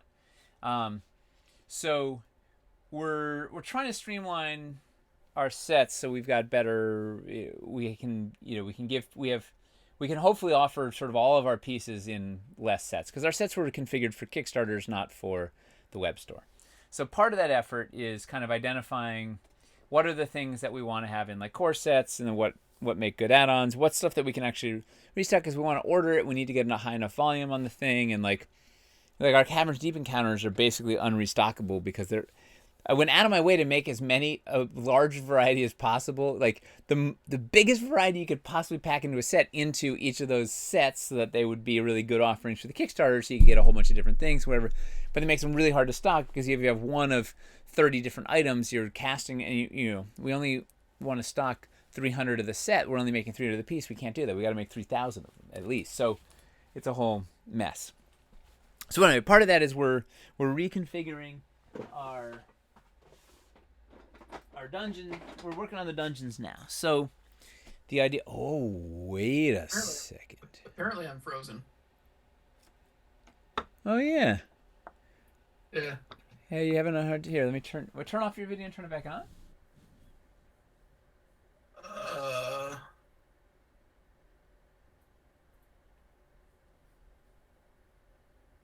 Hello? Is that doing it? Nope. Oh wait, I got a different. Yeah, now you're in a different pose. Huh. Oh, now you're. Oh, you're twitching back and forth between two different poses. Oh, now you're back. You're back. Oh, okay. No, sort of. I believe Yeah. you. Weird. I wonder if it's. Is my internet chopping up? Yeah, what is happening? Are you hearing me clearly, or is my voice coming through weird too? No, your voice sounds great. It's like the voice of an angel. Thank you. Well, I'm not sure what's causing these problems, but yeah, I might just be having. Let me try cutting down on as much stuff as I can and see if that helps the.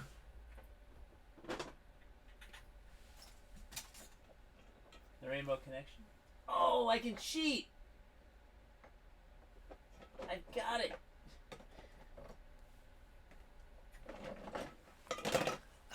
I do. I have a couple. Yes.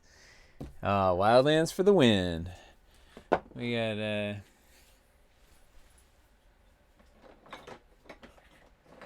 Oh. So anyway, so we're looking at reconfiguring our dungeons, and what this means. If I knock this off by 2 inches, let's go over here 2 inches.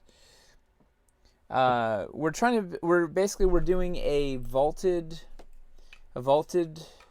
core set. This is basically same exact configuration as the classic core set that we have, and then we're doing megas of both classic and vaulted, which is really exciting.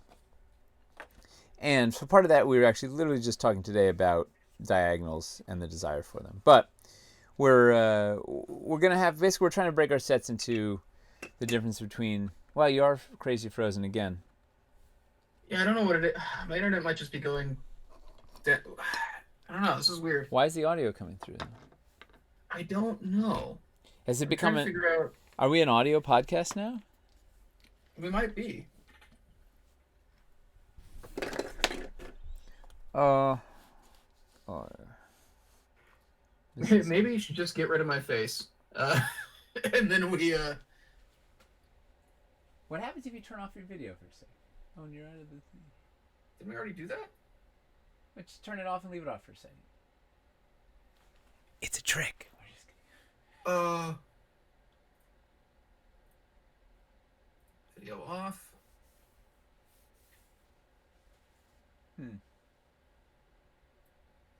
Video back. Yeah, it's all choppity on my. I wonder if it's. Now it's happening on both my computers though. Just various concerned face poses from Chris. Yeah. I would put the money on it being just my internet having a bad time. That's what I'd put money on. Is that a technical term? Yep. I'm gonna get an email from Optimum saying, "We noticed your internet's just not having a great day." I thought you were gonna get an email from Optimus Prime for a second. I was really excited. There. Internet just hasn't been the same since he died, you know.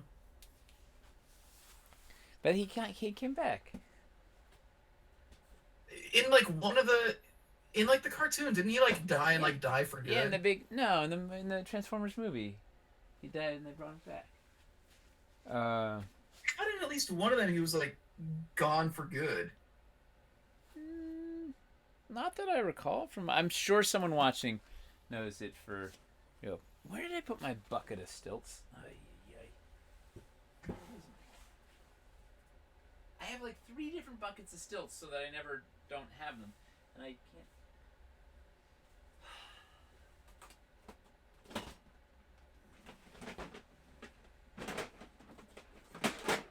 Alright, bucket of stilts. Well, just keep talking, and your voice will have to be as animated as your face. Oh, so anyway, I was talking about the vaulted thing. So we're vault. What the heck are they called? Words. The diagonals are like a key. Like we want to have great expansion packs to offer, right? And the diagonals are a absolutely perfect expansion pack for dungeons. And that's something we definitely are going to get back in stock. We will get them. How long have they been out of stock for? It's such that's a set we really should have all the time. So, now that I've had this, I've laid everything down. I'm tearing it back out to build it back up again. But we'll get there. Okay. Well, important update. I've been vindicated. Optimus did die in the movie, and he passed the Matrix of Leadership to Hot Rod. Yeah. And then he became Rodimus Prime. Rodimus Prime. Which is not the same thing as Optimus coming back. I think they brought him back in the cartoon later, but like as far as the movie canon goes, like he was dead, dude. You're right. He was Rodimus Prime. I forgot about that. Yeah. Yeah, that was a big deal. Yeah. Or he passed it. He passed it to Ultra Magnus first. That's right. And then Ultra Magnus was just not actually capable of handling it. Dude, leading the Autobots—that's no joke. Yeah. Challenge for the faint of heart. Speaking of sci-fi. Anyway, so we're gonna get those diagonals out at some point. We'll also, we're gonna remaster some of the classic dungeon pieces to get anchor magnets in them. So I have the curved wall, the secret door wall, the stairs down floor, and what else did I have marked for it? So the diagonal wall I want to resculpt because it's too short. And then I don't remember what else we had on the. It wasn't many. It was like 4 or 5 pieces. But yeah, it's all on the kind of the dream list of or the plan list, things that we need to get out there. Oh, this is gonna be awesome. So yeah, patience. We'll get those out for you. That was a long. Did I answer the question even? I don't even know. You were just asking if it'd be easier to get vaulted diagonal walls. I think was the main thing. Yeah. We're gonna, and I think they will probably be in the dungeon mega, the vaulted dungeon mega pack. Yeah. Can you see this? I'm doing some fun nonsense over here. It's just like, wait, wow, the sensor is not a happy hamster. So I have the panel up on a stilt, and then I'm putting putting the floor on top of it on a stilt, 38 millimeter stilt and a 12 millimeter stilt, and then my whole plan is I'm gonna put this guy under here. I'm gonna put the spirit tree. Where are you? Oh, you son of a. So speaking of the restocks or the reconfigurations, people are wondering about the Underdoom and Ice Caverns repacks stuff we're doing. So Underdoom is coming in a core, and Ice. I think it's crooked caverns plus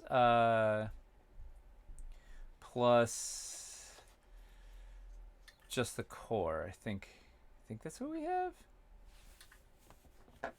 Does that answer? I think so. Yeah. I think people are wondering like if we have like a time frame for that, but we ordered them.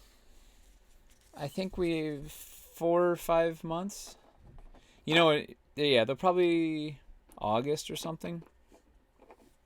Okay. I think. Question Is mark? Hellscape going to get a core? Yeah. So the plan is that we want to have the cores available in all 4 caverns schemes. Those being, regular caverns, ice, Underdoom, and Hellscape. Hellscape is just the last one on the list. Well, we are because the challenge with Hellscape is it requires a new casting color. Right, it's cast in the translucent yellow, so we need to have a big order for that. So I think we're waiting until some of the Hellscape stuff sells down, so we can just sort of try and do a big one.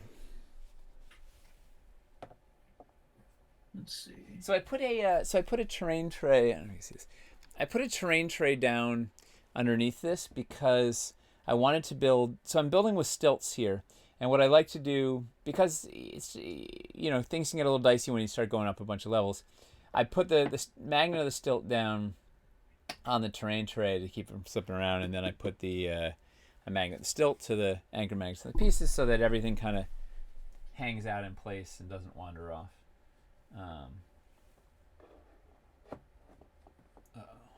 This one wandered off. There we go. So it should kind of keep everything, hopefully, nicely in place. Yeah, see, I just bumped it. That's it's gonna be pretty firm.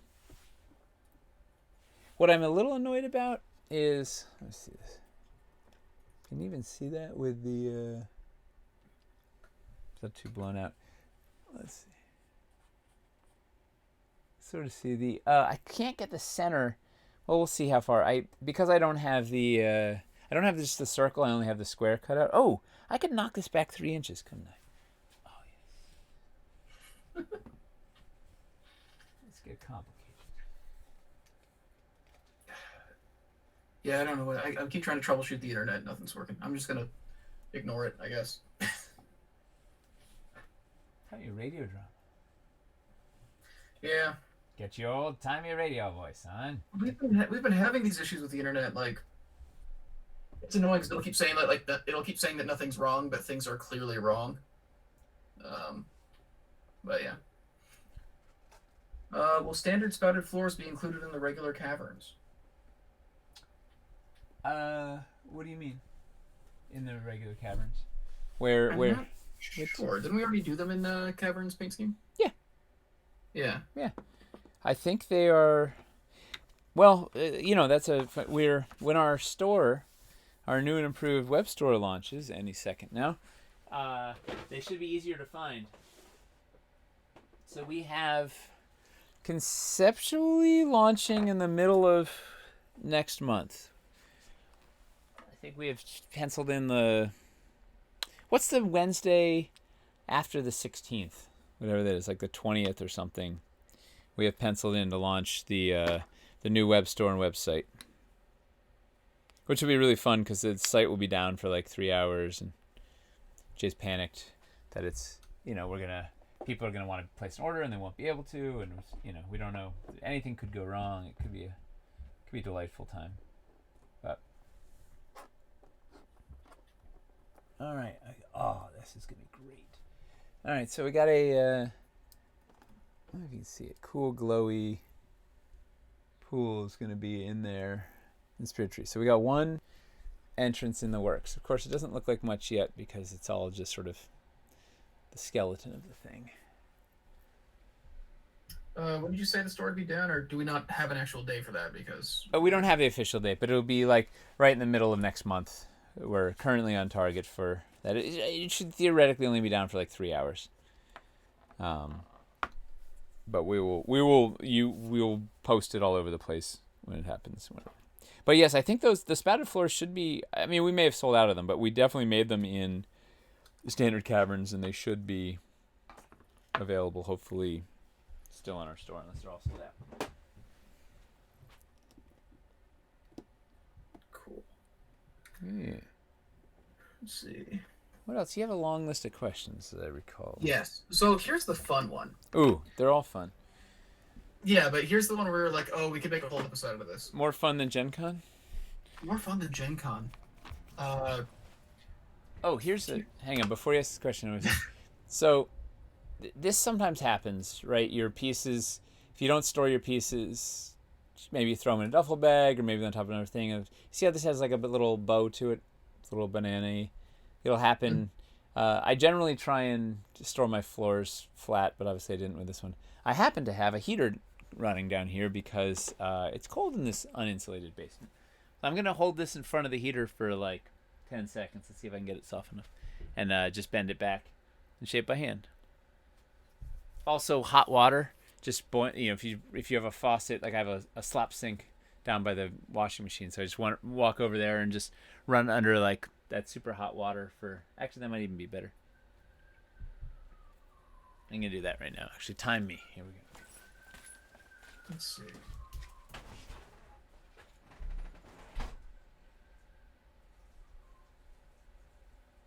Desperately want that painted ice adventure set. I bought literally every single ice thing so far.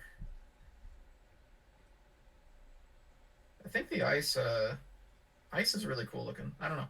I really like I think the thing I like about it is if you get it unpainted, it's one of the easiest things to paint, honestly. It's basically just like a very simple dry brush.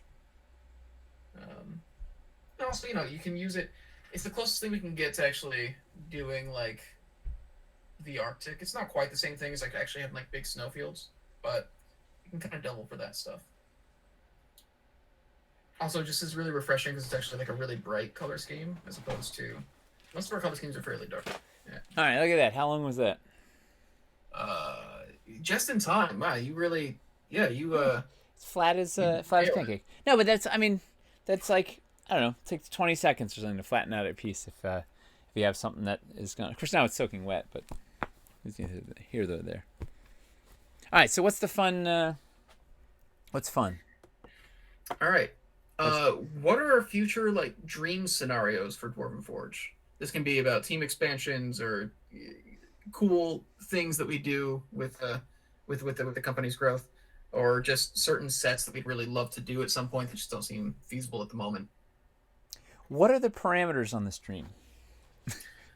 give me some limits, Chris. I need chat. Give me some limits. What are the how long like do we have an unlimited bankroll? Do we have an unlimited time frame? Do we have like the powers are, Is there anything that we need to grow the team to do that you would really like Dwarven Forge to be able to pull off?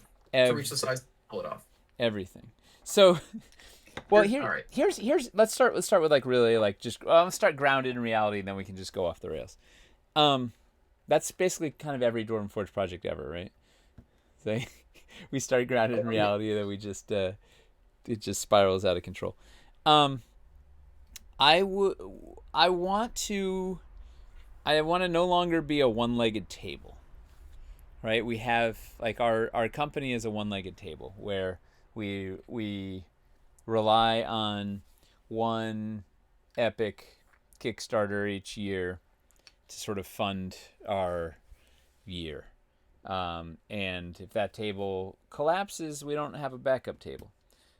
Is that a backup table?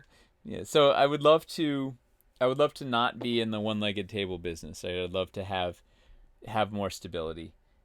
In that we could have, uh, it'd be great to have enough stuff in our web store that could sustain the company reliably, and then we can continue to develop. I would love to be able to do 2 Kickstarters a year, or even ideally 3 Kickstarters a year, right? Like one main terrain Kickstarter, one sort of secondary one that was exploring something crazy like sci-fi or game accessories or miniatures or something slightly tangential, and then a third Kickstarter that's like just totally something even more interesting, different, still in the fantasy space, but like something totally different.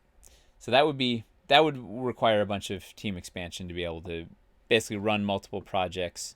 Because right now we basically just fulfilling on our past one and prepping the next one is already sort of straining our capabilities. So that would be step one. Is just like I'd love to have a more sustainable business that doesn't require us hitting a home run every year or a grand slam every year. Two, I would love to, and part of that would be just diversifying our portfolio, right? Have more cool things that we could offer, more interesting, different things that we're offering across the boards, right? Like everything from board games to, I would really love to do some kids products, right? Something as a parent who loves doing all this stuff with my kids.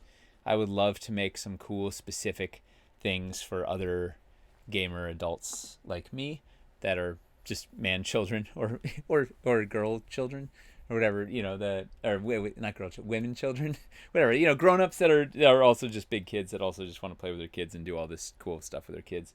That would be really interesting. I'd love to get into digital space, right? Like doing the 3D, like what's the Dwarven Forge digital, like what's that immersive experience like on a another form. I would love to you want to hear the big one? Yes. Yeah, because this I want to make the epic fantasy trilogy that puts Lord of the Rings to shame, right? And in our world, like, we just make an unbelievable epic fantasy adventure, because man, that's my jam. I mean, yeah, that was one of the most fun things we did, was just designing the world of Dwarven Forge for when we were doing those games. Dude, let's show Game of Thrones how to end a series. We could, like, so yeah. So those are some things that I would like to do. I don't know, what else, did I miss anything? What else should we do as a? You just kind of like ran through most possible like tangential industries like very quickly. Yeah. Yeah, the idea of like expanding digitally as well would be great. I would love for us to be able to build out enough on the production end that we could be producing. Oh, I'm not wide. Like narrative content on a constant basis, and just kind of, but like genuinely like really authentically good narrative content, and and that can drive people towards the terrain and all that. But mostly just like stuff that like kind of stands on its own would be fantastic to do. But it's also a really difficult field to get into. Well, it's already a very saturated market. We're no strangers to difficulty. Like we like a good challenge. I realized I didn't have the camera on the whole area I was building, which is too bad. But put this. I put a little staircase in because like I had the piece. Might as well use it. So we're gonna do here. Was that the whole question? I don't know what else was the. What kind of environments do you hope to one day produce? Like, what kind of sets are your like dream sets where it's always been a thing where like it just isn't reasonable to make that right now, but you really want to get to someday. Um. Oh. I'm really excited for sci-fi. I don't know if it's I don't know what the market's like. I don't know if it's a good idea or a bad idea or how it's gonna pan out. But there's so much fun stuff that we can do with sci-fi, that I'm pretty excited about. I would love to. I mean, just the rest of the fantasy world. There's a lot of stuff we haven't. I mean, we could do a whole second Kickstarter or third Kickstarter at that point of just cities. Like we're just gonna scratch the surface on cities on this. We've scratched it with the first one. We're gonna go a little deeper, but we could easily do two more just like cities Kickstarters. Period. Plus, we could do. We haven't touched on the frontier. I'm dying to do the frontier, right? Palisade. Yeah, the amount of ideas that we had in that brainstorming session. Oh yeah, no, it's endless. It's endless, and that's one session. Like we could just keep going. Like so we haven't gone into the desert. We haven't gone into the Arctic. We haven't gone into a real jungle. We haven't gone into like the real dark, creepy forest. We haven't gone. There's still stuff to find down in the caverns. We can go back into the dungeon. We have catacombs haven't been the depths of those haven't been plumbed. The world in ruins, like endless amounts of ruins that there's so much that can be done there. We could do I don't know. We could do some crazy steampunky stuff. We could do. I don't know, all of it. I want to do all of it. It's the thing I always tell people whenever anybody asks on the Discord or anything, hey, are you guys ever going to make this stuff? I'm like, if you give us enough time, we're going to make everything. No. It's just, we have to try and balance like what we think people will actually buy at the moment with what we really want to do. Yeah. I do like that we've managed to, one of the things, so when we showed off the dock system last week, one of the things that I really do like about it, that we might not have talked about directly, I can't remember if we mentioned it or not. Theoretically, you could use that system to kind of create some of that sort of frontier defense sort of stuff. Yeah, but I have like a palisade. I have sketched out palisade fort like plans. Like I want to do Pirate Island, right? The Joe Manganiello's Pirate Island, like just crazy. Swashbuckling nonsense and just one that's all like islands and like a really cool ship system. Yeah, like the island of Lost Boys or Neverland, I guess, right? With just like crazy rope bridges and swinging stuff and full on boats. We can go underwater, the sea caves. Don't we do high fantasy? Like we haven't even gone like way out, like some crazy towering stuff. We have treetop villages we can do. We could there's a lot of worlds that have yet to be built. Plus all the tech we could do in the sci-fi. Like that's just in fantasy. Like we could do sci-fi. We could do some. I don't know. There's a lot. So I know that there's a lot of discussions that we need to have about what audience we should be trying to target with sci-fi, and that's like a whole thing to go into. Yeah. But when you think about making sci-fi stuff, what personally excites you the most about making sci-fi pieces? That's a good question. Hold on. Nope. There's the wargaming direction, there's the RPG direction, there's all different genres of sci-fi. I want to do. I want to make it all right. I want to make a really cool starbase. Like I want to make a a space fortress, right? With like a fortified base on a hostile planet, where there's just like danger to be had. I want to make what's a concave there?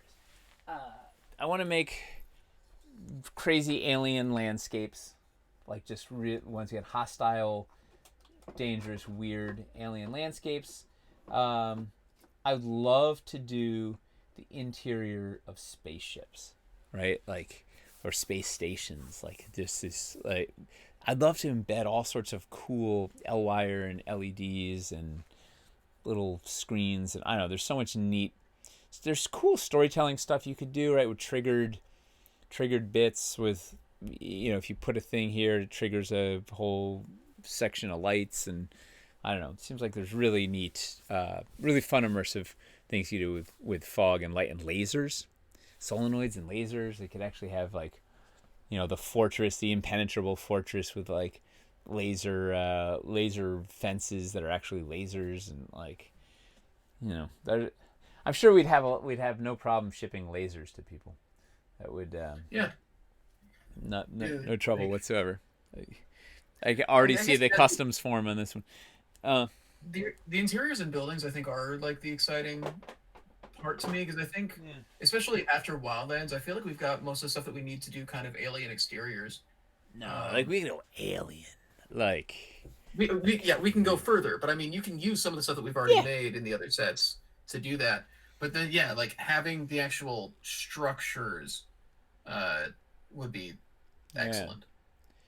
Dude, war machines that you can build on like crazy stuff under your like the war tanks and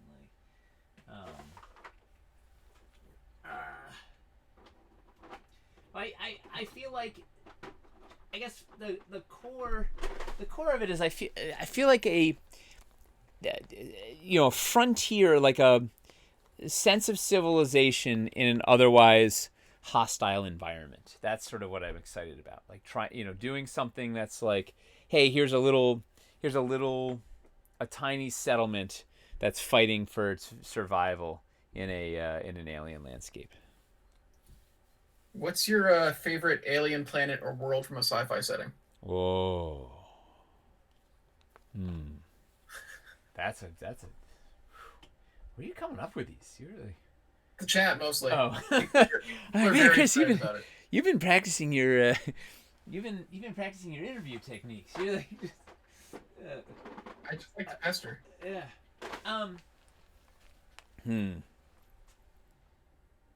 I know personally, my favorite Star Wars worlds have always been Hoth and Yavin.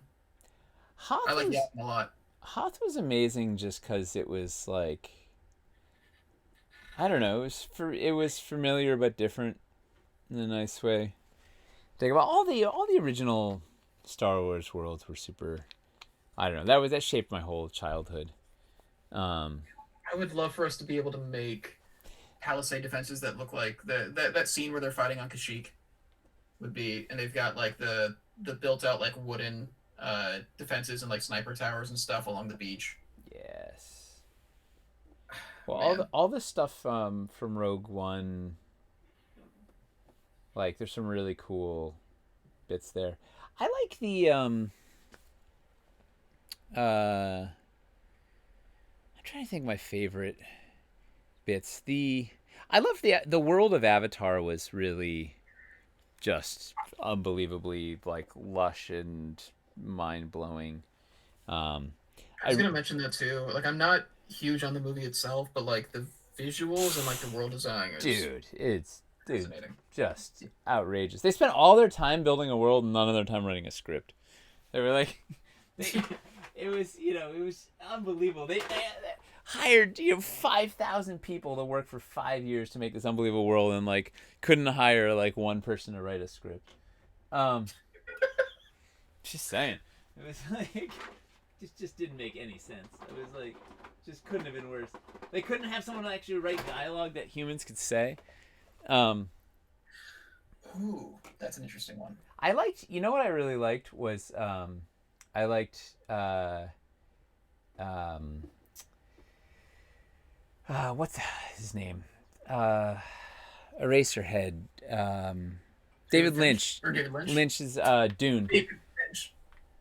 Dune. The original Dune. Dude, people mention Dune a lot. That one is outrageous. Man, I hope the new Um, one is good. I hope. no, I hope that they nail it. Like, that probably is my favorite. That was yeah, it was wild. Do you know the Jodorowsky one that never happened would have been probably um that would have been mind blowing. But anyway, we'll get I'm just afraid that Dune is forever cursed when it comes to visual adaptations. You know? maybe. Well, because it's also it's hard to translate something like that into. All right, so far our light panel vehicle is pretty light panel light. We've got one little patch of it in there, but it's there. Wait. Somebody brought up Monster Hunter World, which is interesting. I know you're not going to be familiar with it. It was Uh, recent. Yeah, it's after I had kids. yeah. Um, Monster Hunter is an interesting because it's one of those weird things where it's kind of a mix of more. It's like low tech sci-fi kind of. I think is the best way to describe it. Nothing wrong with that. It's got fascinating designs, but also like thinking about that, I would love for us to be able to make those kinds of buildings. Like you were talking about Palisades. I should show you pictures from Monster Hunter. Yeah. It's just like inspiration for like doing Palisades and Frontier Fortresses and stuff. Because that's all those games are about. I didn't watch too much of Firefly, but that conceptually, that like this sci-fi western setting is like a really cool. That one appeals to me. Firefly's very cool. We should save the sci-fi for a sci-fi episode. The actual sci-fi episode we want to do. Yeah. I know. Oh man, I'm same thing. One second, I'm not on the. Just fiddling with this, trying to. Oops. This is an interesting question. What skill do you think the Dwarven Forge team is needing most? Shipping. Say organization. That's a good question. We've really been filling a lot of holes over the last year, it feels like. Mm-hmm. I think our marketing is sort of our newest. Yeah, we just brought in Andrew to helm up marketing. I think that's sort of marketing, retail, and international distribution. Like, I think all of that stuff, our e-commerce, like that's our. I think it's kind of one of our weakest areas. Is we know how to make a great thing on Kickstarter. Getting out into the rest of the world after that, maybe not as much our strong suit.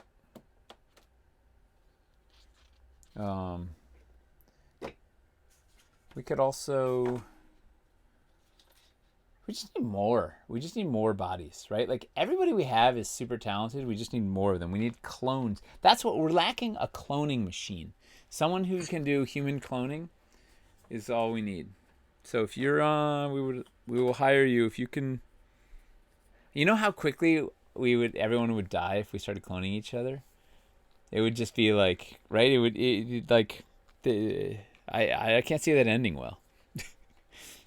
Seems good on paper. Not the originals. It'll be great for the clones. Yeah. Well, that's the whole thing, right? The clone always is going to kill you. Like, you can't.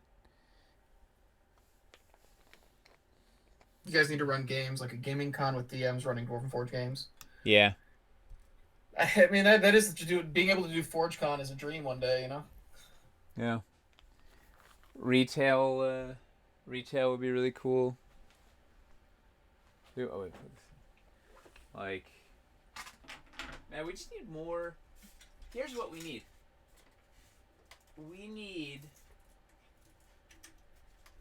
our order of magnitude, like of if our sales, if we could add a 0 to the number of sets that we're selling and everything, it would actually, like, we could lower our prices conceptually if we could do print runs that were 10 times as large.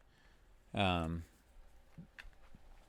that's how WizKids can beat us in price and stuff. They're just their print runs are like astronomical. Same with Reaper, right? Reaper gets what, like 20, 30,000 backers, plus they have international whatever, like for distribution of this. So they're running, they're running 100,000 of a miniature stuff. We're running like 3,000. That's the it's bonkers. Like we're it's a weird thing to try to get out of, right? Because like I think the main thing is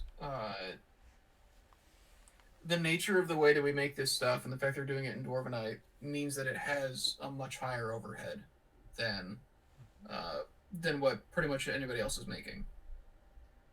And then, that higher overhead means that it's a harder sell to make to new people. Yeah, well, it's like really expensive. We can't price it competitively, or we're literally selling everything at a loss. And then not being able to hit all of those people means that we can't lower we can't raise the production run enough to lower the cost significantly. And then well, and we can't afford to have enough sets in stock, so we always have everything in stock. And there's like just sort of directly because we don't have the working capital to make that stuff happen. But so that's what we need is we just need more of everything. People are saying we should put the starter sets in retailers if we'd be able to. We don't want. We can't sustain the stock is the problem. Like we don't have the capability of keeping. Like we couldn't. I would love to, but we can barely keep them in stock on our web store. If we then also had to plus our margins are so low, like it doesn't really behoove us to sell a bunch on, I don't know. Yes, fundamentally, if we could make it work, it'd be amazing to have those sets available all over the, game stores all over the world. But right now, it's not really and I guess it's one of those chicken and egg things that if we could buy the machines, make everything in-house, bring the business fully to America. That would be awesome. Where would we put all of the molds? Like a Stefan's house. That is true. Yeah, I don't know. It would be great though if we could go everything in house. I would love that. It's well, we would need someone that's really good at tooling, because we have our nobody makes molds like these. You should put a page on the front of the website of recommended sets for people to get with their stimulus checks as a thought for some quick income right at this time. So here's the thing. We're trying to massively improve our messaging both to new people and to people who have recently gotten started in terms of like helping them figure out what sets you should start with and then where you should go from there and everything. Like the story revamps can be really big for that. We're also starting an initiative. Oh, actually, did that go out? That didn't go out today, did it? The Hidden Gems thing? Oh no, but we can talk about that in a second. Let's talk about Hidden Gems. But you know what? I don't think we can. I don't want to tell people to spend their stimulus money on terrain they don't need. Like, that's, considering that a lot of people, dude, feed your. This is happening because a lot of people need the money right now. Yeah, like I can't. Like, we can't do that. Like, we're just like, this is such a ridiculous luxury. We can't tell people to blow their one bit of hope on on sets that they'll have forever and they can pass down to their children. So this Hidden Gems thing is a lot of these sets we think kind of suffer from it being difficult to really see why these sets are interesting or useful or worth it sometimes. But then once you see things being practically demoed, which is one of the things that like it's something we experience with Wildlands, is with Wildlands, like one of the best things about us streaming every day was it let us like practically demo all the pieces, and so when people were like, oh, that's how that works, it suddenly makes that thing a lot more appealing. Yeah. So this Hidden Gems thing is fundamentally during a Kickstarter, it's pretty easy to communicate to people relatively like, hey, there's a whole bunch of reasons why this piece is cool. Here's how this works. Here's whatever, like we can show people all the stuff. once it gets to the web store and there things are going like most of the time all that information is lost, right? There's no people don't know what like if you're brand new to Dwarven Forge and you roll in, you don't know why a set is awesome necessarily or not awesome or come on, they're all awesome, but whatever, like there's a lot of that information like is just gone. Yeah, well, a lot of the issues come from the store is like a lot of packs that were made for Kickstarters, and so to a new person coming in, like looking at it and trying to figure out like what will actually help me get started here is difficult, which is why we started making the new Caverns cores, why we've got the starter dungeons and stuff like that. But the story revamp is basically going to separate things into being like, hey, here's stuff to start with. Here's expansion packs once you've got like the starter stuff. Here's like specialty pieces. Here's like special effects pieces, and like have things like neatly organized to give kind of a roadmap of how to grow your collection. And then we're also doing this hidden gems thing where we're trying to take sets that get overlooked a lot or sets that maybe we didn't really highlight as well as we should have, where the messaging got kind of lost, and just kind of highlighting stuff like the modular Wall of Doom. Like stuff like that is a thing where you look at that and it's like that is an incredibly useful piece. But I think somebody who isn't familiar with the stuff coming in and looking at it wouldn't realize like what's so special about it. Well, and the name, it was like a working title name that I'm like, oh, this thing is like, and it ended up the working title name went to print, and it doesn't make any sense to anybody if even during the Kickstarter, it probably didn't make any sense to anybody. So it's like it's a nonsensically titled thing that you don't know what the heck it is that doesn't show you like I don't know. It's not necessarily clear. Hey, this thing gives you a ton of options of ways to use your city builder stuff with your castle. If you want to put an LED on your castle wall, use this thing. It's an amazing piece, and a lot of people don't know about it. Mm-hmm. So, the Hidden Gems is basically an initiative that we're starting to find a bunch of those sets that maybe got overlooked, and basically giving them like a little bit of love and like kind of highlighting why they're special. An initiative makes it sound like so much more like bad. Kind of is. Yeah. It's one of the things that's been nice about bringing Andrew on, so that like we actually have somebody whose dedicated job is figuring out how to market our stuff for us instead of it being a thing that everybody else tries to figure out how to do after they do all the other work. Yeah. Well, no one has ever put any time on it because we didn't have it. No. Yeah. I resorted to the Kickstarter spreadsheets to figure out what I'd get in a set and which sets to buy. Yeah, we want to make this stuff as clear as possible because it can be very obtuse and complicated to new people coming in. And so we're trying to address as much of that as possible. I know it's hard, but maybe if you have the time while doing builds, kind of like Build of the Month, have a like build section of the site where you can show what happens if you combine any cavern starter with some Dread Hollow. Hey, we have another initiative. We do. Yeah. The sample builds initiative. Yes, we are going to have when the site comes back. We are planning on the site comes back. It's still there. When the site revamp comes through, we are going to have a section that is all about doing that, basically. Toby just totally asked that question. He was like, he's in the chat. He's like, hey guys, you should do a thing because he's doing the sample builds. Help us get a sample build section. You need like a brilliant person to put together like a bunch of really cool sample builds, and I heard you've got an exceptionally talented technomancer who's got a little free time and a lot of creativity. Can you tell us more about this brilliant person? Any reason why batter bases are no longer in the store? Were they pulled for Build of the Month? Are they using the Build of the Month? No, because we didn't have enough in stock. Okay. The reason they're not in the stores is because we ran out. I don't know what it was. What am I gonna do here? Build of the Month is kind of sort of sample builds, but it took me so long to realize that. Yeah. Yes. And that's partially what we realized is doing Build of the Month made us realize that we could do a lot of good by moving a lot of our messaging in that direction. So the sample builds were really helpful during Wildlands, and so we want to hit them earlier and harder with KS8, and we also want to make them just part of how we communicate and and market the pieces basically. Yes. And we it's coming. Like we're working on, because that nothing like the problem with the also build a month is we have to do with whatever's in stock. The sample builds we're gonna just do with stuff that makes sense, whether or not it's necessarily in stock at the time. Like take a quarter set and combine it with 4 different other sets. Like each one to show you, hey, here's a whole bunch of different ways you could use a core set. So we are getting there. I'm seeing the batter base. I'm seeing the batter base rabbit. I don't know. The large or the small? Yeah, when I searched it, both. I'm seeing both of them.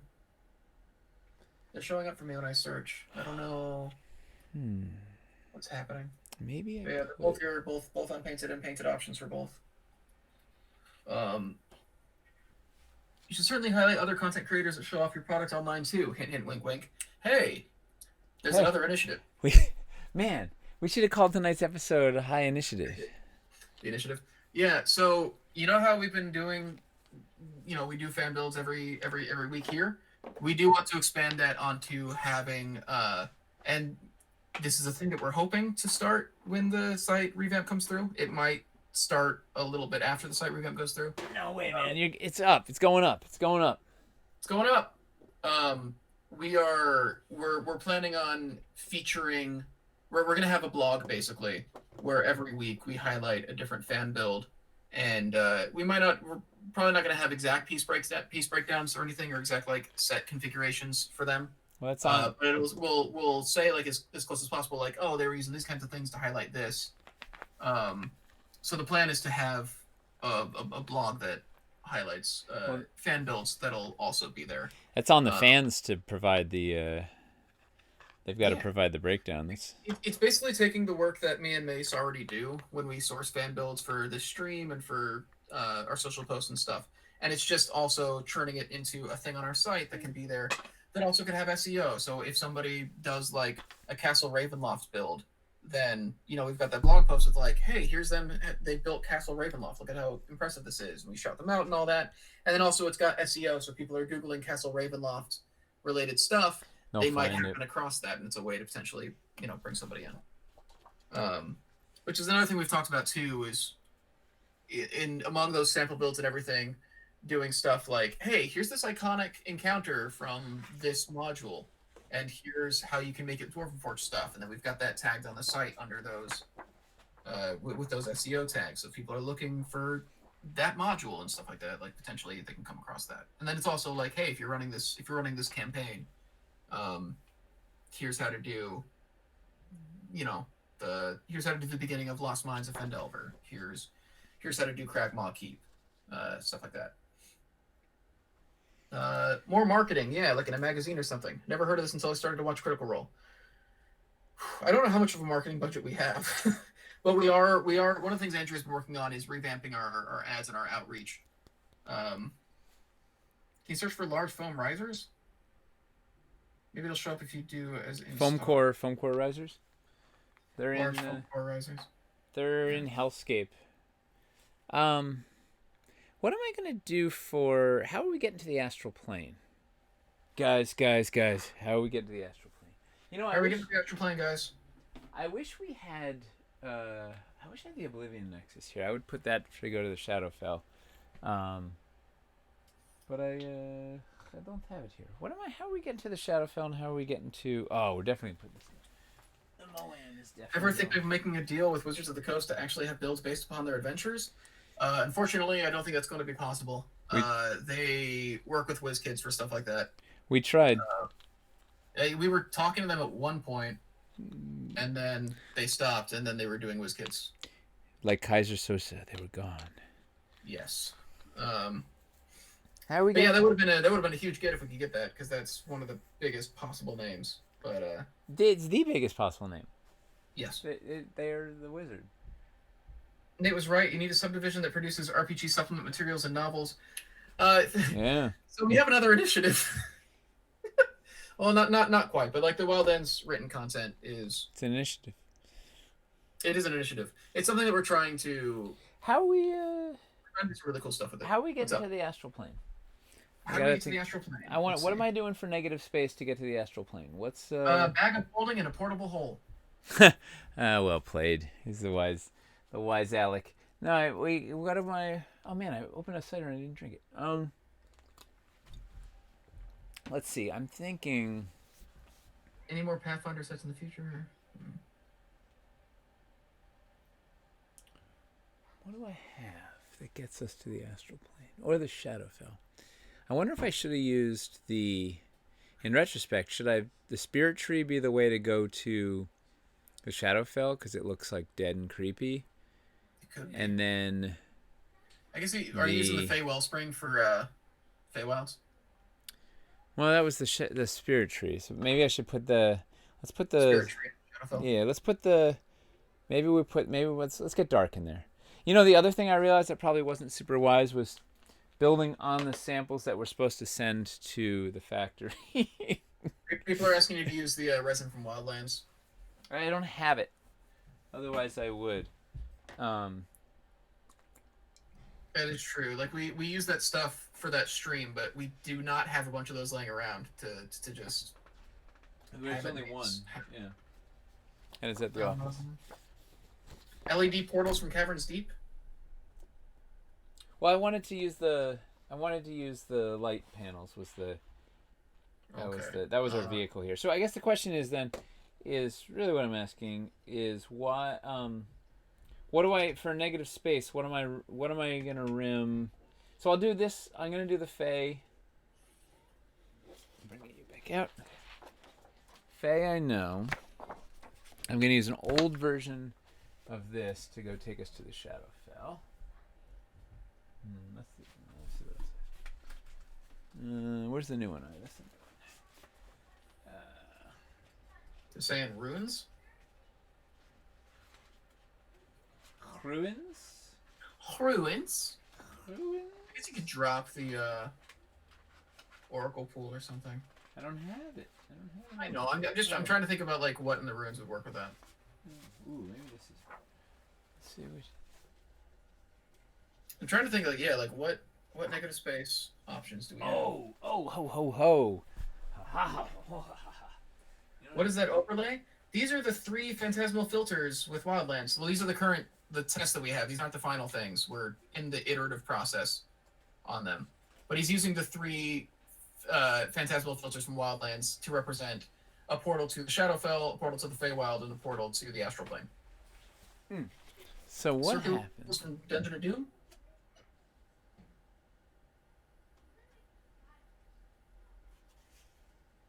Circular what? Circular portals from Dungeon of Doom? What's circle? I need a hole. It needs a hole in it. So you can see this. I'm trying to put. Let's try this. Speaking of hole, I drilled a hole in this overlay to put the fogger through it. Because playing around. Ooh, that is creepy. Does it look good? No. Have Rabbit Burner write you a rabbit folk novel set in the Dwarven Forge world. I'm in. I'm so there. So there for that. Man, rabbits build with the realm of the ancients in the forest. Woo! Pretty. Yeah, negative space to go. Oh wow, we do have some. That's pretty cool. I don't know if you can see. That looks that's not a place you want to go now. I hope it's the internet, not my computer, that's struggling. Speaking of places you don't want to go, the internet. Yeah. I'm just saying that I'm still getting laggy every now and then. That's. Oh yeah, you came back, didn't you? I came back for a bit, yeah, but it looks like it's mostly good now. But every now and then it'll start lagging out again. So I just don't. I don't know. It's either the internet that's the problem or the computer that's the problem, and I prefer the internet because then I can just yell at them. Get off my lawn, internet.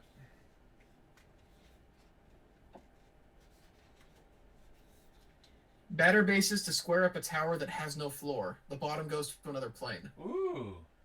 What's that rabbit? No, it's Jade King Adam.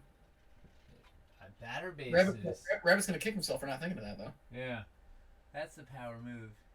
Unless he was trying to subtly imply that by asking me about the batter bases. Yeah, Jade King is indeed the king here. All right, so that's gonna be. Yeah, it's pretty dark, but it's cool. The that's it. Oh, finish it.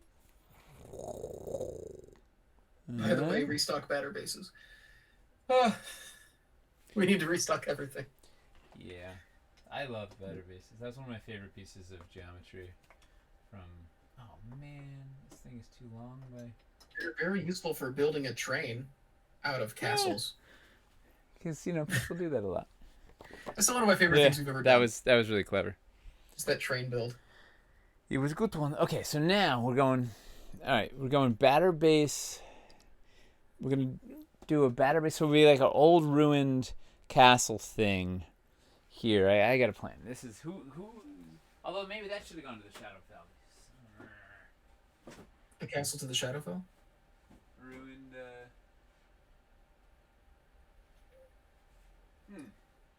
It is 9:17, so maybe we should get those bases on real quick. How did it get to be 9:17? We started building and losing track of time. That's what happens. It's what happens every time we do one of these.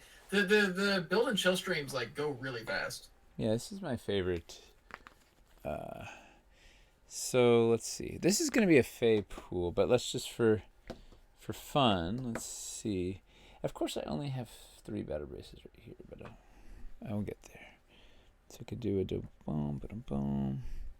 I gotta get a 4th one.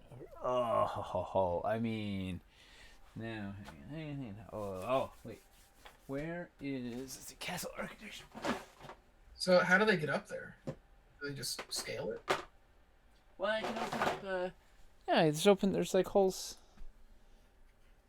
You can open up. Oh, right. I can take out a couple of these. Looks like a wizard's trial spell went terribly wrong. They tried to plane shift, but instead they just took the top half of the tower with them. Classic tale. Huh. Where are those inserts? My castle stuff is my least. My least organized stuff is my castle stuff. Everyone over here. What I can do. Nothing if I can't find the pieces.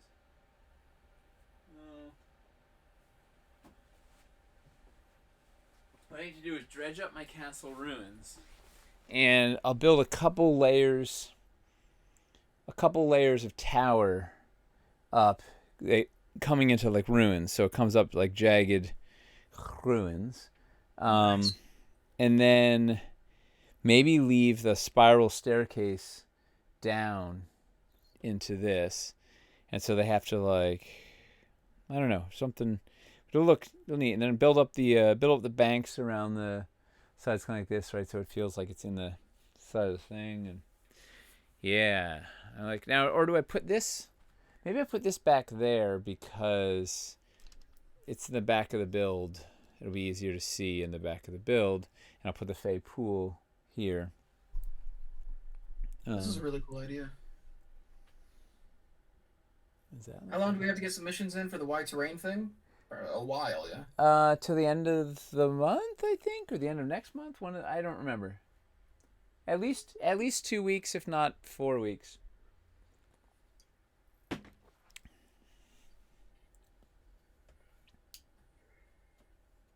Can you even see that? Whoa! What did you put on that? What is that? Oh, that was the Moam, Okay. mother of all mushrooms. It's also could go green. I don't know. See if it looks like a thing. I love that mushroom, man. It's one of the coolest looking pieces. The mushroom caverns are great. Wow, you can't even see. This blows out. See, now that's some alien stuff. Yeah. Wow, it's amazing how much light. It looks really cool. In real life, it looks really cool. Yeah, it's okay on the webcam. Could definitely do something neat in there. I'm gonna build that out. I don't think we have time to do it all tonight. Maybe we to be continue. Definitely not time to do it all tonight. No, Uh, no. I've got hours more on this to make something cool. Um, but it's a good start. We started. We have a little bit of a forest over here. With a cord it's a going really in. cool concept for a build, and That's the best part. Is like rolling into this. Rolling into tonight. We had no like. We had no idea what we are gonna build, and this is what you come up with. man, This is where this can't even fit. This is where Bastarox takes a bath. He can fit in there now. He's too big. Oh.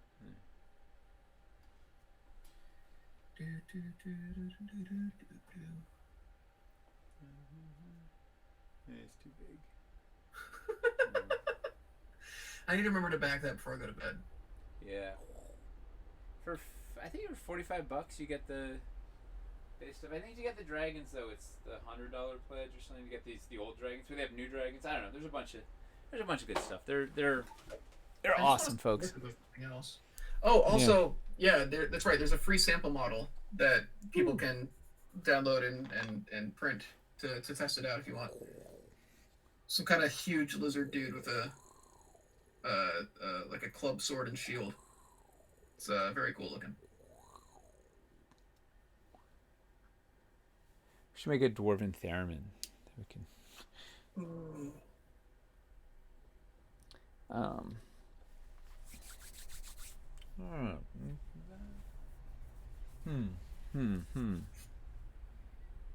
Dragon in one portal, worm in the other. Yeah. People just love that worm. The worm that almost was shattered. I still. It's like, what if I just smash this master on the ground? What then? What then? We should just release this in STL at some point. Are you not entertained? If somebody is able to actually print that worm and like have it function, like I'd be massively impressed. Yeah, I mean, somebody could 3D print that. Like, I mean, we'd have to create it in 3D, which would be its whole own project. Yeah. But yeah, someone could absolutely. I've seen some bonkers things printed in 3D. That's nothing.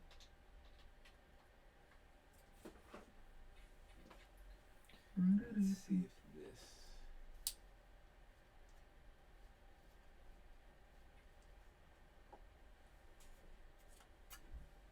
Does that read as anything? 3D scan it, I will print it. Whoa. Got it loose. There you go. That's cool. The swirly. Yeah, a little flickering. Nice. Wow. Oh, these light panels. Are you planning to actually play a session on this, or just? I mean, now I kind of have to. Right? I'm in this really wonderful spot where my nephew's DMing the next couple sessions, which is really fun. Because I just get a break, I get to play. Although also just kind of a little frustrating to have a 9-year-old DM because he's making all the mistakes I made when I was 9. But it'd be fun. So I have a few sessions to figure out what the heck I'm gonna do next, and I think they might end up going to a place with 3 portals. Will the Lightbug fit in the 6-inch battery cases? Oh yeah, for sure. It'll have tons of space. Yeah. It's a 94 millimeter diameter circle, so it's less than 4 inches. Nice. Yeah, because it's made. The Wildlands pieces that work with it are like on a 4x4, aren't they? Or like on a 6x6. 6x6. Like 4x4. It's less than a 4x4. So 4x4 is 101 millimeters or whatever. This is or 100.8. This is yeah, it'll fit. All right, so I'm gonna do a cool tower thing here. Although I gotta drift. I have to drift that. Yeah, building up like a crumble tower around it would be great. Yeah, I can build in it, build up a crumbled tower at least 2 levels, and then crumble it down, and then probably leave one opening. Creepy. I could actually even put the old door. Put the door there like a jar. Put the broken. Yes, Rabbit. It would be able to fit inside the 4-inch batter bases. Yeah, it would look really cool in the 4-inch batter bases. That'd be a close enough fit that you could do some cool stuff with it. Hmm. And I wish we had some kind of floor that was specifically made for that. We do with a mountain cutout floor. You could put it in the mountain cutout floor and then put the batter bases around. Oh, but I mean some like round castle floor with like runes on it or something. Hmm. Typically for putting the Well, light puck under. there wouldn't be. There's not enough room. The castle floor is smaller. Like the outside diameter of the walls fits, but it's larger than the diameter of the floor, if that makes sense. Okay. Right, because the walls, the inside diameter inside the 4-inch castle tower walls is, I don't know, they're like 12 millimeters thick or something, or 11 millimeters thick. So it's 22 millimeters shy of 100. So it's too small inside. You could put it on top. You could put towers. You could put the castle. You could put the walls on. You put it in the batter base, and then you put the castle tower on top, and it will cover the little gap and look really cool. Yeah, we have to try this. This is a good plan. It is 9:28. Yeah, I gotta stop. All right, let's call it a. You know what? Can't. I just trying to keep building. Well, it's all kind of a mess here. Here's where we. Let's see if I can. I can't even get it on this camera. It is so funny to me that you put that webcam on the Vorpal arm. Well, it's the best way I could move a POV camera around. So this is where we're at currently. There's no. We're a long ways off from a build, but if nothing else, necrotic sludge with the overlays. Oh, you're frozen in like a really funny. Yep, I know. That's been the entire. It's been the entire dream, Dave. Just nothing but a series of good screenshots for people to take. Oh, it's awesome. Yeah, this is the necrotic sludge with the water currents is really cool. That was a fun. Yeah, the sludge as a river is a it's a good look. Yeah, it's like a dark like. I like it. All right, where are we here? Wait, turn this thing around. How do we? All right, let's. Hey, you're moving again though. Hey, there we go. Yeah, it's coming in waves. Either the internet's having a rough day, or my motherboard or RAM is dying or something. Who knows? Or both. Or both. It could potentially be both. I just rebuilt most of this computer like 6 months ago, so I'd be very upset if I need to Let's go back quiet. get a new motherboard again or something. I hope it's the GPU, so I have just another excuse to replace my 5-year-old GPU. But is what it is. I think this is the reason. Yeah, it's time. Where were the overlays in the site? So those ones aren't on sale yet. Those overlays are in Wildlands. These are test prints that we're doing for overlays in Wildlands, but they'll be on the website whenever the Wildlands stuff ships, so you can get these. So I know there'll be circular cutout versions too for the light puck. Were the big Cliff Banks Wildlands banks, or were they original Dread Hollow? These big ones were Wildlands. I had just enough Wildlands pieces. I had like 1, 2, 3, 4, 5 big Wildlands escarpments to sneak in there. A couple of Wildlands banks, 1, 2 transition banks, 3, 4, a couple of stump lumps, and a rock. So I've got like 10 Wildlands pieces in there, and mostly everything else here. The overlay. You're asking about the water texture overlay? Oh, water texture. Those are Wildlands. They'll be hitting the store when Wildlands. No, the water texture is from Cavern's Deep. The current is, I think it's currently in the store. The current water current overlays. Oh, I thought you were talking about the texture. Oh, Okay. these ones are Right. too many overlays, too many things. Water currents should be in the store unless they're sold out. But those we should be able to stock because they're not crazy like Dwarven. Yeah. Well, that's Much such less fun. overhead. Yeah. Should we try and just do one of these once a month? A build. That'd be cool. Although everybody's gonna want to see you finish this one off, and then maybe we can just show off whatever it ends up being when Yeah. you're ready. Well, I did a video on Twitch of the last one with all the stuff in there, and I put a lot of stuff in after the build on stream. So I'll probably do the same thing with this duo. So you can follow me on Twitter at Nate Taylor, at NateTaylor. You can see I put up videos and photos of the stuff we build. Uh, I'm Chris. You can find me here every week, And tomorrow on Hobby Hang. and tomorrow every Thursday as well. Yeah. Hey, Although depending on what's going on with my connection right now, maybe I won't be there tomorrow. We'll see. what's the plan for tomorrow's Hobby Hang? We're taking it easy. My plan was to finish my Froghemoth. Because that's been a lot of fun. I started it last week, but it's a massive. It's the biggest project I've done. So I'm excited. I'm basing it off of a poison tree frog. Nice. So A lot of these bright blue colors. limbs, and then a orange body. And it's gonna I have love black it. markings over it and everything. Yeah. So I'm excited about that. It'll be fun. But Painting minis, the more I paint them, the more I love it, and the more I know there's so much I don't know. Like you could just spend like your entire life painting minis and still never master. well, Like, even like last week, like just having so every doing it every week for stuff like having hamster there is always like a thing where it's like, man, I could be doing.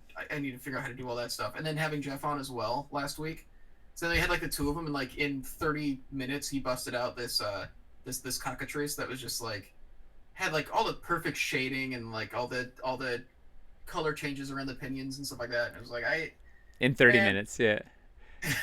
I would have like I would have been finishing my base coat. Like, yeah, it's fun though. It's very relaxing. it's the best. Yeah. All right. Well, I think that does it for the show. We'll see you guys next week. What do we know what our topic next week is? We haven't settled on one. We know what the Cool. one after next week is. What's the one after next week? That's the city update. Wow, another city update. Didn't we just do one last week? Jeez, that's just. It's what I told you, but you were Yeah. like, no, we should do a case 8. We literally had this conversation on Monday. No, maybe it'll be half KS8, half something else. I don't Yeah. know. Well, actually, I don't know. We've making a lot of progress. Yeah. Cool. And then Yeah. hamster hang, hobby hang tomorrow, and yeah, we'll keep trucking along. Yes. Thanks for hanging out with us tonight. Thanks for all the good ideas that we put into to this thing. Woo! And we'll see you soon. Be safe. Be nice to each other. Bye. Bye.